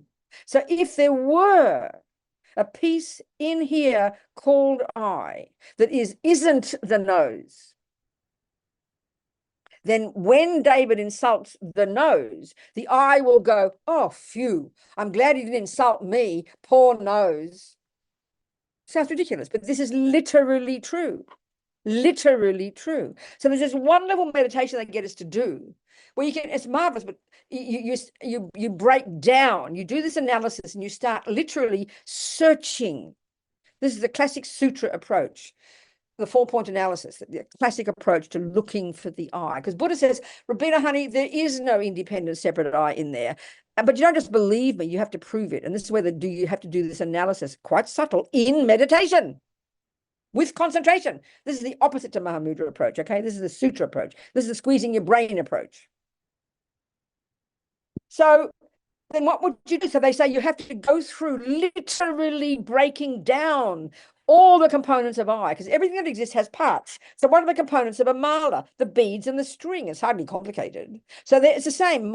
Listen to this. My mala has beads. My mala has string. So listen to that. There are 3 nouns I just stated. Beads, string, mala. We believe instinctively there's 3 phenomena. I'll find. We'll put the beads in a pile, put the string in a pile. Where the hell is a mala? There's no such thing as a mala that's separate from them. But don't say there's no mala. That's the mistake. There is a mala. But as Lama Zopa puts it, when you've realized the emptiness of the independent mala, you realize the emptiness of the independent I, it's as if there is no I. But dependent arising, there is an I. But what does exist is so subtle, it's as if it doesn't. So it's incredibly subtle, you know. So what we're saying here is not that there's no I, period. It's not that there's no mala, period. But that there's no mala independent of the parts. There's no Robina independent of the parts. There's no I independent of the parts. That's the point that's being said. That's the words. Then you'll never fall into the abyss of the great mistake. So how to prove it? You start throwing out the bits. Like here, it's easy, 2 bits. A pile of beads and a pile of beads and a pile of string. That's it. There's a bloody mala, you know. But there is a mala. Look, it functions. It counts my mantras. You can't say it doesn't exist. So the I, you do this practice of throwing out the pieces until eventually, and this is the point, eventually you end up with a pile of parts. You'll end up with a pile of parts, guaranteed, a pile of parts of your mind and a pile of parts of your body. So then this is where the mistake can come, as His Holiness says. You don't just then go, oh, well, there's no I, didn't find an I, there's no I, so I might as well kill myself. No, this is the point. It is true. You will not find a piece called I. You will find a breast and a nose and pee-pee and caca and atoms and however many other bits. But you won't find the I, because you know why? This is the final conclusion. Because I is a name, is the name that you impute upon those parts. So the I exists conventionally as a merely labeled I, but it's so subtle, it's as if you can't find it. So that it's not a clever way it's not clever, but it's very nuanced, and it keeps you balanced in the 2 truths. Conventionally, there is an I. Ultimately, there is not an I. And initially, we see these utter contradictions, but they finally come to be the same. The yogi, the Buddha, finally cognizes these 2 truths simultaneously. So another way to start searching for the I love this, Buddha would have liked it. You go to IKEA and you buy one. And you know, you look online, you get all excited and you see a David there. And you get I'm going to buy a David. And you know, you get to IKEA and you're really disappointed because they give you a bloody box of 1,000 parts. And we know they know how to make a David because they've made a David first and then broken it down. They don't just give him 7.5 legs and 5 eyes and you cross your fingers. No, they know exactly the parts that are needed. So you start building the David. You start building the I. And you're getting anxious because you can't yet see. There's a special little, you're waiting for the special in its own little kind of, little box with gold writing on it called I, and you're getting nervous because you can't find the bloody I in there. And maybe you ring up IKEA and panic, you didn't give me an I, and they'll say, no, Robina, you don't need one, baby. We know, because you know what? Put all the parts together, you won't find an I, you don't need one, because all the parts function perfectly as David. That's what Buddha's saying. And that's exactly the same Buddha's view about a creator. It's a dualistic extra thing on top, he says, that we've made up. We don't need an out there creator who runs the show, and we don't need in here the little I as a creator. We don't need it. The parts do fine creating their own happiness and suffering, and the sentient beings in the universe do fine creating their own suffering and own happiness. You don't need a creator. You don't need a boss. It's a very shocking view, you know, but that's the Buddha's view. That's where he went further. All the other views are dualistic. They still posit something subtle, something out there, inherent, that is like running the show, you know, absolute, permanent, independent. No such thing, Buddha says. Can't, and you don't need it. You don't need it.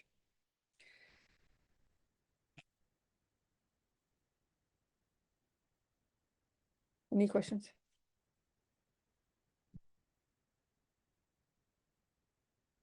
Okay, so Lord Buddha tells us this very nicely. He says the 2 truths, he says it perfectly in the Heart Sutra. It's so beautiful. This is the key thing to get to now. Okay, so first of all, okay, we'll take a different tack before we go there.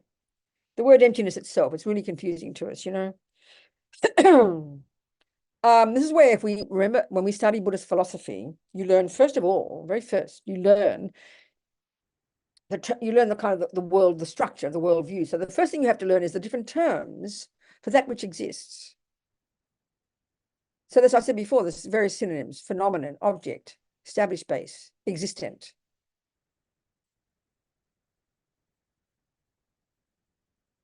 So the definition is very tasty. The definition, for example, of an existent is that which can be cognized by mind, meaning a valid cognition. So something that can be validly cognized by your mind is what is axiomatic with that which exists, which is pretty intense, because in our culture, I think the mind and how it works is the lowest on the totem pole of the sciences. The brain, yes, but not psychology. It's a bit wishy-washy for us in the West, but it's the exact opposite for the Buddha, you know. So that which exists is that which can be cognized by mind. So whatever the mind cognizes is therefore a thing that is an object. It's a thing that exists. So for example, and this is what I'm going to get to now. So, okay, the word empty, we use it every day. It's very simple. I'll go to pick up my thermos. I'm about to drink and I'll go, oh, my thermos is empty. We know what we mean. We know that I was expecting tea and I go to drink and I discover there is no tea in my thermos. Oh, my cup is empty, we'll say. You go to the bank and you're convinced, David's convinced there's $5,000 in his bank, or £5,000 in his bank, completely convinced because he knows he put it there, and he goes into the bank. And this is the point. This is a really good analogy, this one. The reality is a zero there. So zero is actually nihilism. Nihilism. I'll forget the word nihilism. Nihilism. Which one? Nihilism. No, nihilism. Okay. So nihilism is zero. And in fact, in David's bank, when he looks, there will be a zero. But why is he shocked? Because you know what he sees?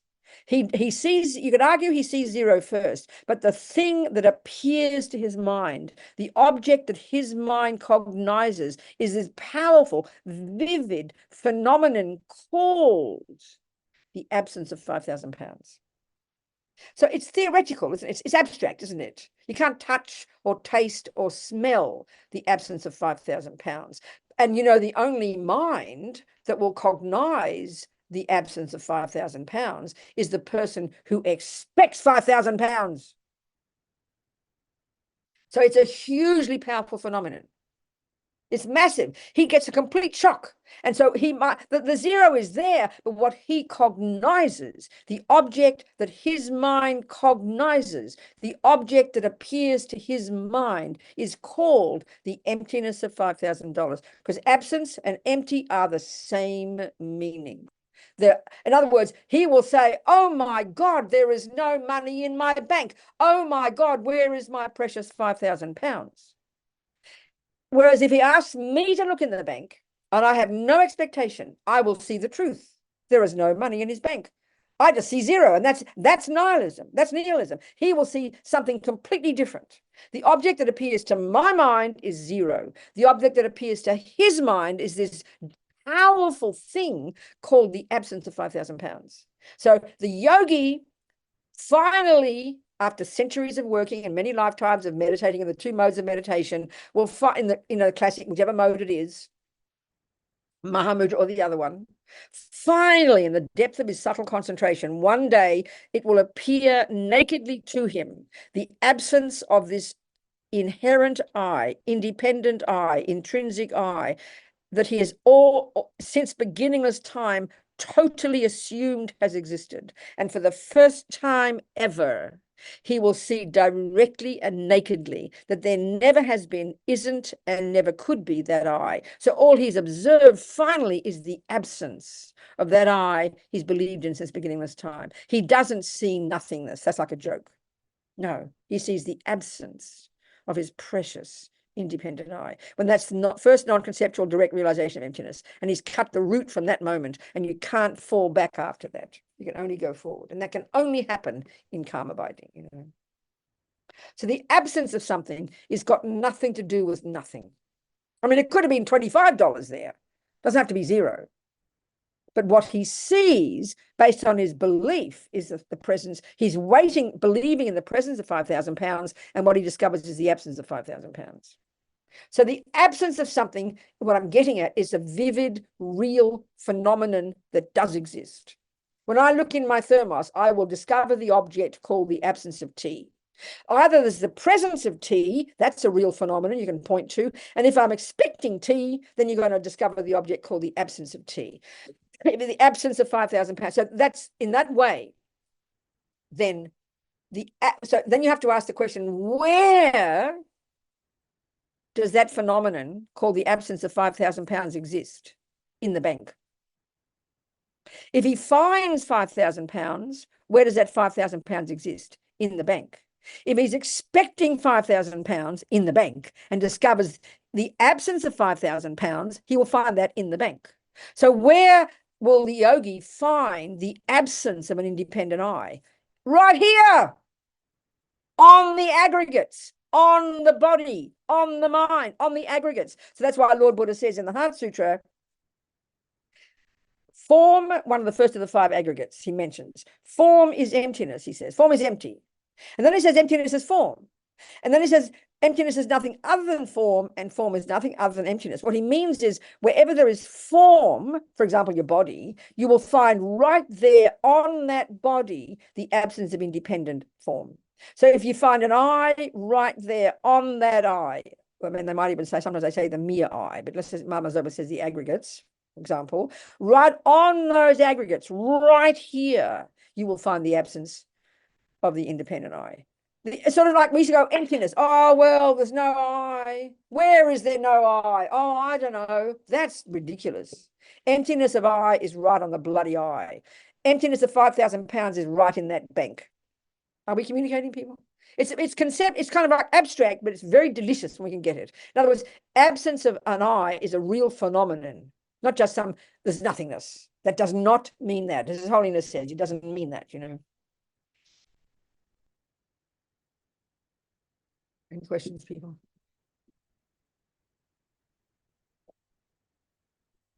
Nothing? Any? Yes, good. Yes, go, Donald. Yes. Hi. Talk to me. Shamatha without a sign. I'll be Say that meditating. again. I missed your word. Sorry. Yes, I'm in meditation on the cushion. Shamatha without a sign. I'll be I don't know what that meditating. means. I don't know what that means, David. Donald, explain. So I'll be meditating on awareness of awareness. No, not here. Not here. No, not just. Oh, wait. Okay. So wait a minute. Stop. So in Mahamudra, you're asking the question in Mahamudra. So you have. I'm attempting to understand the concept of I as something that I'm going to meditate on. And if and when I'm meditating, a thought arises, and I look at the thought, it vanishes, and there's an absence there, and I focus on that. And as a thought arises, then I'll watch it go away, or as soon as it arises, it can Okay, vanish. so Donald, so listen, good, Donald. So what you're describing is a very specific type of technique, and that's not what I'm describing here at all. So why don't you start fresh? And in that technique that you are describing, why don't you say what you do and ask me a question? Because I'm not describing that at all. There's many ways of being very precise in describing different meditations, but I'm not describing what you just said. So why don't you ask me your question from your perspective of what this meditation technique you're describing? Ask me, is there a question there or not? Yes. So there's an absence of $5,000 in the bank, and I experienced that absence, and as I'm experiencing an absence of I see a thought when I'm meditating, and then there's an absence okay. So of that. now this is getting too complicated. No, it's not discussing like that at all, Donald. I think you're mixing. I think maybe we're perhaps mixing up two different approaches here. What I'm describing is an analytical approach to understanding first theoretically the way emptiness exists. I'm being very precise and very narrow in what I'm saying here. So if we were doing this as a meditation, it wouldn't look like this at all. Okay, I was hoping to understand an analytical concept towards analytical meditation of that, so but I'm confused. So that's okay. No, okay. I'm so sorry. I didn't mean to confuse. So no, I'm confused. No, if we were doing a meditation, this last piece of conversation has been a very specific one about trying to show how when we say emptiness, it doesn't mean nothingness. That's the specific point I've been trying to prove the last 10, 15 minutes. So it's not really a meditation, or in a meditation, this would function at all. What I'm trying to get to show is one of the commonest mistakes we make when we say I is empty. We think it means there is no I. What I'm trying to get to is not like that. So it's been very specific this last 15 minutes, but it's not related to a meditation. Thank you. I'm sorry, I don't mean to confuse you, Donald. Thank you. Thank you so much. Anybody else? I'm sorry to confuse people. So, yeah, what else is there? Somebody. Anybody? Nothing. I just maybe confusing everybody. I didn't mean to do that. I'm just trying to fit in what I know in the 2 hours that I have, you know. I'm so sorry. So listen, I think we'll shift now, and I'm going to read Lama's lovely words, okay? Okay. Okay, so what Lama says, this again, this is, he's describing a process. He's describing.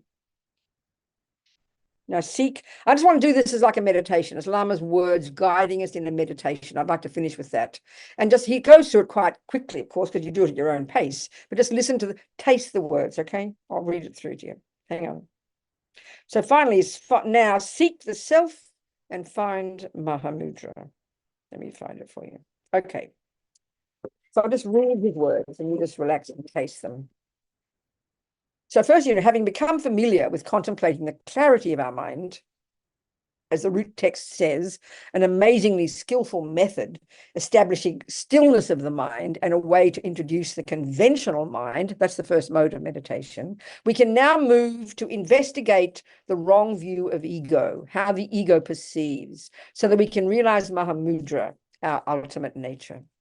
In order to experience Mahamudra, we need to destroy ego's conception, the hallucinated idealistic picture, this concrete view, this is me. So let's investigate this mistaken concept, because if we can't recognize how ego mind projects its hallucination onto reality, our Mahamudra meditation will become Mickey Mouse meditation. It's very difficult to recognize the self-entity that ego is holding, meaning the way we grasp at our I. He says it's very difficult to recognize that. You see, because in daily life, it's so implicit, it's so utter, it's so absolute, it's so continuously there, inarticulate. And that's why in meditation is the only time we're going to get a taste for it, you know? So it's very difficult to recognize the self-entity that ego is holding. This is why we first calm down the grosser levels of mind in concentration meditation. Without this concentration, there is no way we can identify the unconscious levels of ego holding the independent self, and therefore no way we can realize Mahamudra. Normally, our sense of self is kind of a vague notion, and our ordinary superficial mind never attempts to pinpoint it. So we must investigate deeply and try to identify exactly how we think this fantasy I exists. Lama Tsongkhapa says that if you're afraid of a snake, but someone tells you that there's no elephant there, what good is that? Your problem is the snake. So we must identify the problem exactly. We have to make sure we understand clear how ego holds its nonsense. See, this is a massive part before we get anywhere near anything. Because you see, Buddha's telling us the I we think is there isn't. So if you can't identify what he means by the I we think is there, how can you search for it? How can you ever find its absence? It's a bit like I asked David to go into the room where everybody's devices are on the table, all the iPads and Kindles are on the table. And I say, can you please find me my iPad? But if he doesn't know what my iPad looks like, he could look there for 27 years and he will never be certain, one, if there is my iPad, or two, if there isn't. So he has to first establish what the iPad looks like. Then he can search, and very quickly there's only two options. He will find my iPad and he'll go, here it is, or he'll say, Robina, there is no iPad. Your iPad is not there, which is what he means is he discovered the absence of my iPad. So you've got to know what you're looking at first. You've got to establish what you think the I is. And that's why with the subtle fish in your quiet meditation, to grab, catch the way I appears to us. It's very subtle. So he tells us this now. So let's meditate on Mahamudra.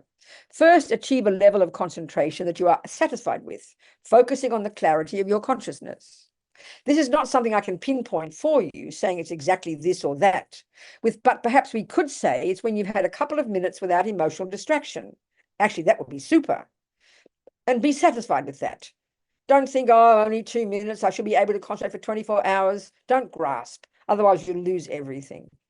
Then from this clear state and without distraction, move to investigate.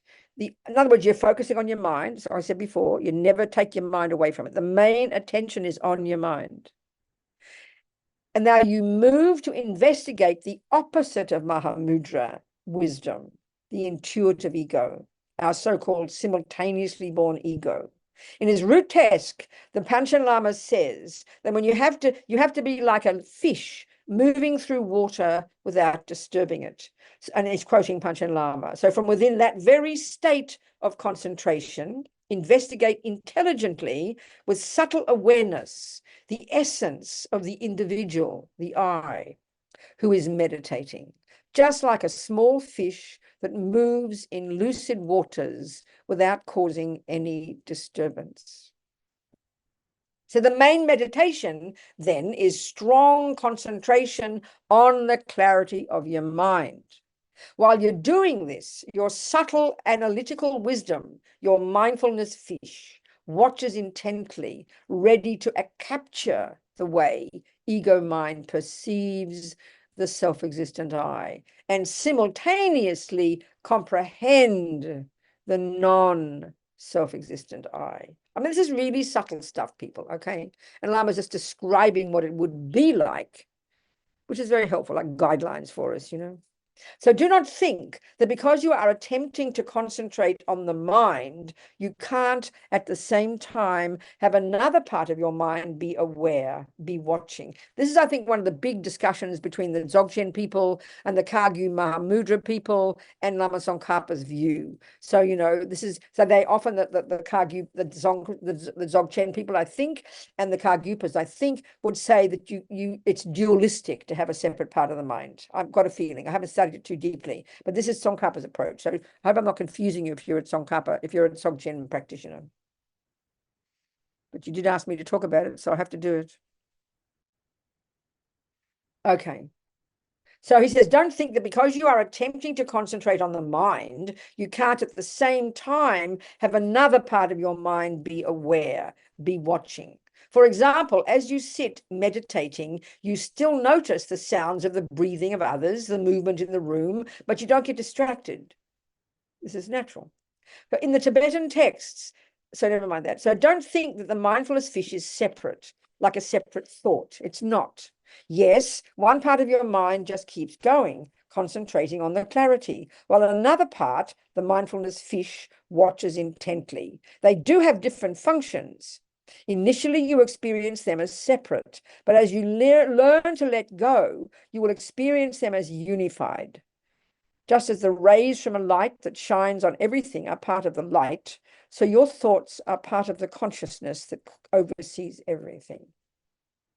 So what might happen is that the appearance of ego will come. You'll catch it, you know, the feeling of I rises, but you'll miss it. It's like a thief who sneaks up when you're not looking and then hides when you turn around. If you try too hard to find him, he disappears. This is exactly how ego mind deceives us. It's so sneaky, so intelligent. So instead of building up the strength of the ego, build up the strength of the mindfulness fish to catch the ego. Ego mind is saying, self-existent I, self-existent I. But your subtle wisdom is trying to recognize non-self-existent I, non-self-existent I. A grosser level. So, okay. Okay, let's have a look. Any questions? Any questions? We've got 6 minutes left. Any questions? Anything at all? Just chat. Just chat. What is there? Come on. Somebody. Viviana, talk to me, sweetheart. Come on. Do you have a question? No. Yeah, I wanted to ask a question. Sorry. Oh, hang on a second. Just wait, Viviana. Julie, I've got to find you first. Julie, where are you? That's Corinne. Yeah, that's me. Oh, okay, Julie's got a hand up as well. After that, Julie's next. Okay, so go on, Corinne. Talk to me, sweetheart. Okay, thank you. I just wanted to clarify something. So when you settle in with the meditation process, you do some shamatha practice to get concentration. Then, on the mind. The object is the mind. Yeah. You're saying that, recognizing that, yeah? So watching the mind and whatever. Yeah, the mind is your thoughts or whatever's there is the object of your concentration, nothing else. Yes. Yes. Good. Then go on. Okay, and then I think then you said my understanding from what you said was to then you will perhaps get an insight into emptiness, which you then hold on to. Okay, this is the sutra my, method. So before you go further, this is the okay. sutra method, not the Mahamudra method. Not the first, Mahamudra. but that's Okay. fine. Talk to me. Ask the question. No, that's okay. So then, but am I right in thinking that you said when you get that insight, even if it's a glimpse, and you hold on to it, that you are still watching the contents of your mind? No, okay. So it's two different. We've muddled. Which sounds like we've muddled up the two different systems. And so I talk. So the first system, the classical one that Lama talks about that he learned in the monastery, which is actually the method we use to learn everything. You learn the theories first. So let's pretend you've been to your class and you've heard dependent arising. So you go back to your cushion and you sit on your cushion, and not in the Mahamudra style, you might use your breath in the concentration mode, in the shamatha. You might decide to use that. So you're going to get some concentration first, and you might use your breath. You with me so far? Yeah. When your concentration is pretty good, you will stop focusing on the breath. You will stop that, and you'll now move to the special insight mode. And now what you're going to do is you'll now take the words you've learned about dependent arising in your class today, and because your mind's a little bit more focused, you'll think through. This is called analytical meditation. You'll think through those concepts with your focused mind. You'll think them through, trying to make sense of them. And at some point in your analysis, it will trigger an insight. You get an aha moment. So what you're going to do there, you're doing analysis, but at the moment you get the aha moment, you will stop the analysis and you'll revert to concentration mode, but not on the breath, but on that insight. You will hold, even for 3 seconds. You catch and you stop and you focus on it, even for 3 seconds. So of course, if you've got single-pointed concentration, you can focus on it for 5 hours. You get my point here? So the deeper your concentration, the more you listen to the teachings, the more you have analysis, the deeper the insight, the longer the insight. That's the first method. Yes. Now, in Mahamudra, you sit and you concentrate on the mind. That's the only object you're concentrating on, not the breath, not anything else. That's your main focus. You stay there, stay there, stay there. And as your mind gets more subtle in your sessions, and eventually you can get to the subtle level of the mind, the clarity of the mind, when your mind's more stable, you then will stay concentrating, never vary, and you'll conjure this subtle, this mindfulness fish. Right. Moving through your mind without disturbing it. And what the job of that subtle awareness is specifically to try to catch the way you grasp at your eye, catch the way the eye feels. So that's Mahamudra. Thank you. That's really clarified it. Thank you. Thank you very much. Okay. So then there was Julie, and then there was somebody else. Julie and somebody else had their hand up as well. But you go, Julie, Yes. Thank you so much. Regarding the meditation on the mind, I have moments when I am meditating on my mind and I become aware of all the stimulus I'm receiving. My mind is perceiving from my senses, including my thought senses. That's really kind of that. Can you? I don't know what. So tell me the kind of meditation you're describing that you're doing first, because each of these techniques can sound similar. We've all got, maybe we make up our own style. So what's the purpose of this meditation you're doing? What's the goal of it? What are you doing? What's the technique that you're describing here? I will say that I'm returning to Tibetan studies. Okay. And so I'm trying to discern the one from the other right now. Okay. I see. Okay, fine. So I'm just coming from a 6-day retreat with David. Okay. And experienced some things there, and now I'm coming to you. Okay. Good. So now okay, go on. So now in my experience, I just want to say, in my trying to get close to experiencing the direct, clear mind, and then experiencing my true consciousness, I have moments when I become aware of all of the stimulus that my mind is perceiving. You have to describe what you mean by that, and then the real point. Go on. Sound, sight, mind, and I just want to know, what do I do when all of this Okay, is okay, now I get you. I on the understand. second by second, millisecond level? What do I do when all of that is coming into me? How do I work with that? I Do I understand, work? Donna. I understand. It all depends on what you're trying to achieve. So if you, I'm trying to keep it simple here. If your job is to stay on the bike, if your job is to learn to ride a bike, then Yes. that's the main job. No matter how beautiful the scenery, no matter how amazing the things, no matter if you see $1 million on the road, you stay on the bike. You let everything else, you mind your own business and you leave it alone and you just stay riding the bike because that's the job you decided. Now, if the job you decided was to look for $1 million on the road, that's a different meditation. So it's simply to let it all be. Whatever it is, don't pay attention. You can't make it go away, so don't go crazy, but you don't pay attention to it. That's the point. They're the words. Yes. And how to release the words? How Well, to that comes release? in. Well, darling, when you're when you've got single point of concentration and you've gone beyond conceptuality, so one step at a time, darling. Don't worry Thank you. about it. It comes slowly. All right. Okay. So what else, David? Who are the people with their hands up? Come on. Who is it saying it? Who's asking? Sweetheart, I really need you to say more, Sandra, so I can understand you, darling. Can you say it a little bit more? I mean, I'll give you my answer initially. I'm thinking you're saying first, see, we first got to get wisdom. So you get wisdom in the first one, but then you help others. Of course you do. You must. But say it in your words, Sandra. A bit louder, darling. Can't hear you. Yes, that's the problem. My computer is not working very well. Never mind. So speak clearly and I'll hear you. Go on, talk to me. The one you have already answered. Now, after I made the question, because what I was asking was, if not adhering, understanding that our I is not something real, will help us be more sensitive or to other people.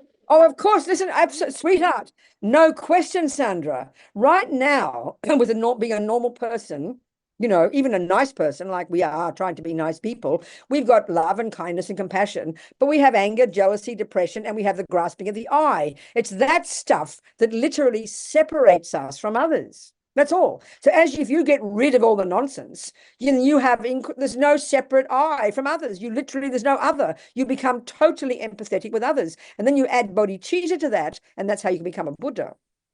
That's the whole point. It's the delusions that create other. Delusion creates I, this dualistic nonsense. So realizing emptiness and then adding bodhicitta, then literally there is no other. That's the goal. Absolutely, darling. Perfect, Sandra. What else, David? Georgina, talk to me. Georgina. Yeah, I mean, you're touching on something that's describing a tension I feel within myself. So self as a concept, I understand and I feel, but as a coach, I work with people who have a lack of concept of confidence. Yes. So self is a tool that we can also use. We talk about self-confidence. That's right. That's right. Self. So there is that, how do you get that balance of getting them to create their own concept of themselves so that they can show up in a way that allows them to their lives and not attached. No, Georgina, it's totally perfect. It's totally perfect. So put it like this. Basically, you know, here we are, a bunch of neurotics, which is what Buddha's saying. We're all ridiculous and neurotics with this strong sense of I, a neurotic sense of I, which ironically makes us not have any sense of I at all. We've got a deluded sense of I, full of anger and attachment and jealousy and low self-esteem and misery and blaming everybody and going crazy. I mean, join the universe. So that's the neurotic sense of I. So the very first job is to harness that one, is to stop harming others, calm your mind down, lessen attachment, lessen anger. And in that, you could say very practically, that's the method for becoming a good self, a valid self, a conventional self, a healthy self. So the first stages of practice, they don't frame it like that in Buddhist teachings, but that's exactly what we're trying to do. You're becoming a really valid sense of self. We need a valid sense of self, which is a self that is content and fulfilled and happy and wise and beneficial to others. That's amazing. That's utterly necessary, darling. And it's only the person who's got a valid sense of self who can then get rid of the subtler levels of the mistake and realize emptiness. It's most advanced. You get my point? So it's so easy for us to misunderstand these teachings, you know? Yeah, and I guess the more that they can identify with that self as the watcher, the observer, rather than the label. What? Sorry, no. What do you mean? Say it again. One. As we sit and we meditate and we watch and we observe the thoughts, the emotions, the behaviors, the reactions, as soon as they're able to identify not with the responses or the ego, but the person who is observing. Right. Well, I think it's even more simple. I think that's even too advanced for most of us. I think the simplest way to put it, if you look at the stages of practice that Buddha has presented, given that we're driven by all the unhappy voices, given that we've got this crooked, broken sense of self, an angry self, a depressed self, a half a self, a miserable self that is not worthwhile, and that's why we run around wanting everybody else to love us. We're all broken and ridiculous. That's what he means by samsara. And he says the cause of it is all these delusions, the misconception of the inherent self, which is the most subtle, attachment and emotional hunger and anger and depression. So the process is, the very first process in the Buddhist approach is, at least don't follow, at least harness the servants of those crazy delusions. Don't kill and steal and lie and jump every boy and do it, and be like a little greedy infant. Can harness that energy, which sounds tough work. And then you start to really learn to recognize the neediness and the attachment and the pain, and you let that go, and you grow. By doing that process, you're becoming this marvelous self, a happy, fulfilled, joyful, content self, a self-confident self. But it doesn't say it like that in Buddhist psychology. It makes it sound a bit fundamentalist when you read Buddhism, I'm afraid. They're all a bit 10th century. 5th century. But you say it in modern terms, the first stages of practice, by giving up harming and killing and stealing and lying and control your mind, is the method to become a marvelous self, a happy, wise, joyful self. That's the point. And it's only that person who can then get to the subtlest one and get rid of the final division between self and other, which is realizing emptiness. Are we communicating? Totally. Thank you very much. So reinforce, so you're not coaching, reinforce, love this person, love them, nurture them, get them to start, because we have to start to love and nurture ourselves. This is not, but it doesn't sound the same as the way Buddhism talks. So it gets a bit contradictory, but it's not. So we have to become a proper self first, then we can get rid of the subtlest rubbish, Do you understand? Yep. Okay, good, darling. What else is there, David? Something else there?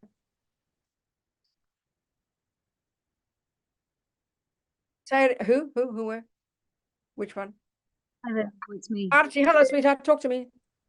I have one question. It's about what you were saying about, you have to have a bank account in order to know that it's absent of £5,000. So then when we're practicing Mahamudra and we are using the mind to observe the mind, is the observing mind like the bank account? I see what you're saying. No, I see what you're saying. I see what you're saying. No, the analogy that the bank account is the I, really, is the aggregates, the body and the mind. In other words, it's a bit loose. Keep your mic on.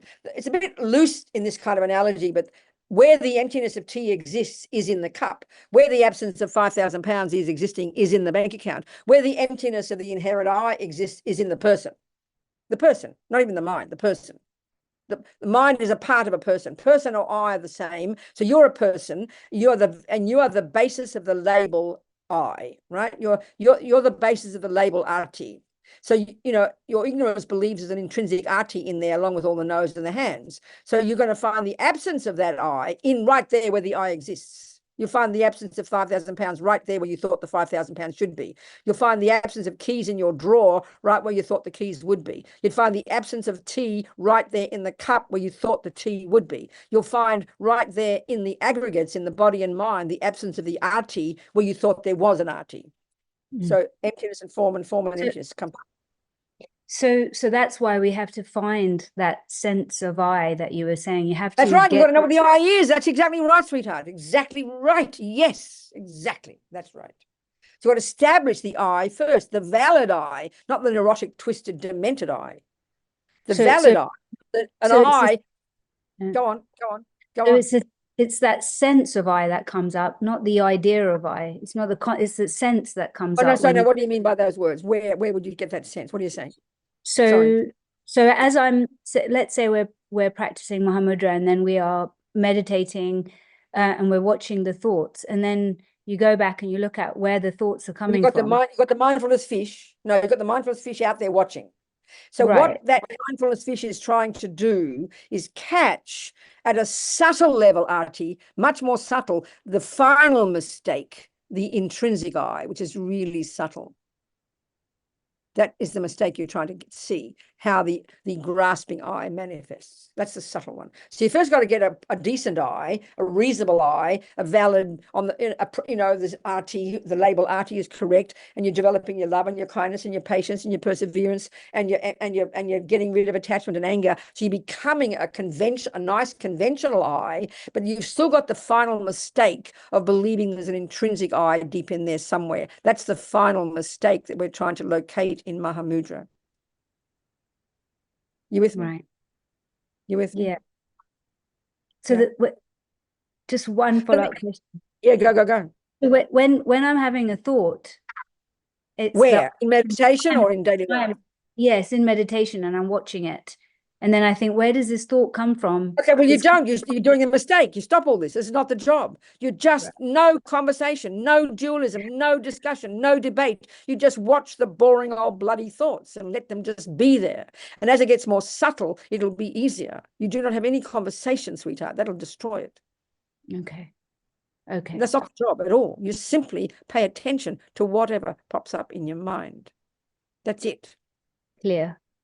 And that'll get more subtle because you're not doing all the chatting. Right. There's one thing of having chat that's there, and another is engaging in the chat. That's what keeps the fire burning. The fire is there, but if you keep putting wood on it, it'll keep burning. But if the fire is there and you don't put wood on it, which is the chatting, it'll calm down. The thoughts are there because it's habit. So allowing the thoughts to come and go is very different from engaging in the thoughts consciously this second. That's very, very different. You with me? Yeah. You sure? Okay, good. Thank you. Archie, thank you, sweetheart. That was very good, yeah. Well, that should do, David. I think we finish on that spot. No? But let's focus on becoming a good I, a nice I, a delicious I. They don't say it like that in Buddhism, but it's exactly correct.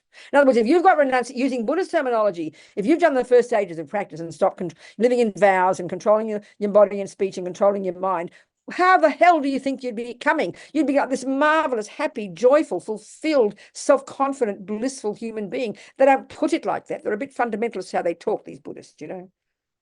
Do you understand my point? It's so important, people. In other words, it's got to be happy. We're so miserable. We hear all of them being miserable. Got to be happy. That's what Lama Yeshe tried to make us do, is get for hell's sake, be happy. You people don't even know how to be happy. We think being spiritual means being miserable. It's so ridiculous. And you can't blame us, because when I hear Lama Zopa talk, he's my Lama, he speaks like 10th level fundamentalist. I can't tell you. Like if you're going to go to hell for 42 eons, you have to blink it the wrong way. I mean, they're just so fundamentalist how they talk, but they do it with laughter, so it's kind of funny, you know. And Lama Zopa is always so joyful, so it contradicts the kind of the. It's so funny. These anyway. Never mind. I'm just chatting here. Enough is enough. So I hope I haven't confused you too much. All right. Keep moving on your practice. Never give up, never give up, never give up. Be happy, delight in your progress. You've got to delight in your progress. You must do that. Rejoice and never give up, okay? Jangchub, Semchog, Rinpoche, Ma Ke Panam, Ke Guchig, Ke Panyampa, Me Pa Yang, Gong Ne, Gondu, Fabasho, Ge Wadi, Nudo Dagnama, Sangye Drubgyone, Drawa Chikyang, Malupa, Dei Sala, Gurpa Shog. And may all these holy beings, these people out there who are manifesting these teachings, may they live a long, long life. Okay, so we can keep learning. So may we live a long life so we can keep learning and helping others. All right, sweethearts. Thank you. It, Dave. I should go now. That's it. Okay. Yes. Wonderful. Merci, Thank you, Vénérable. Thank Merci. you.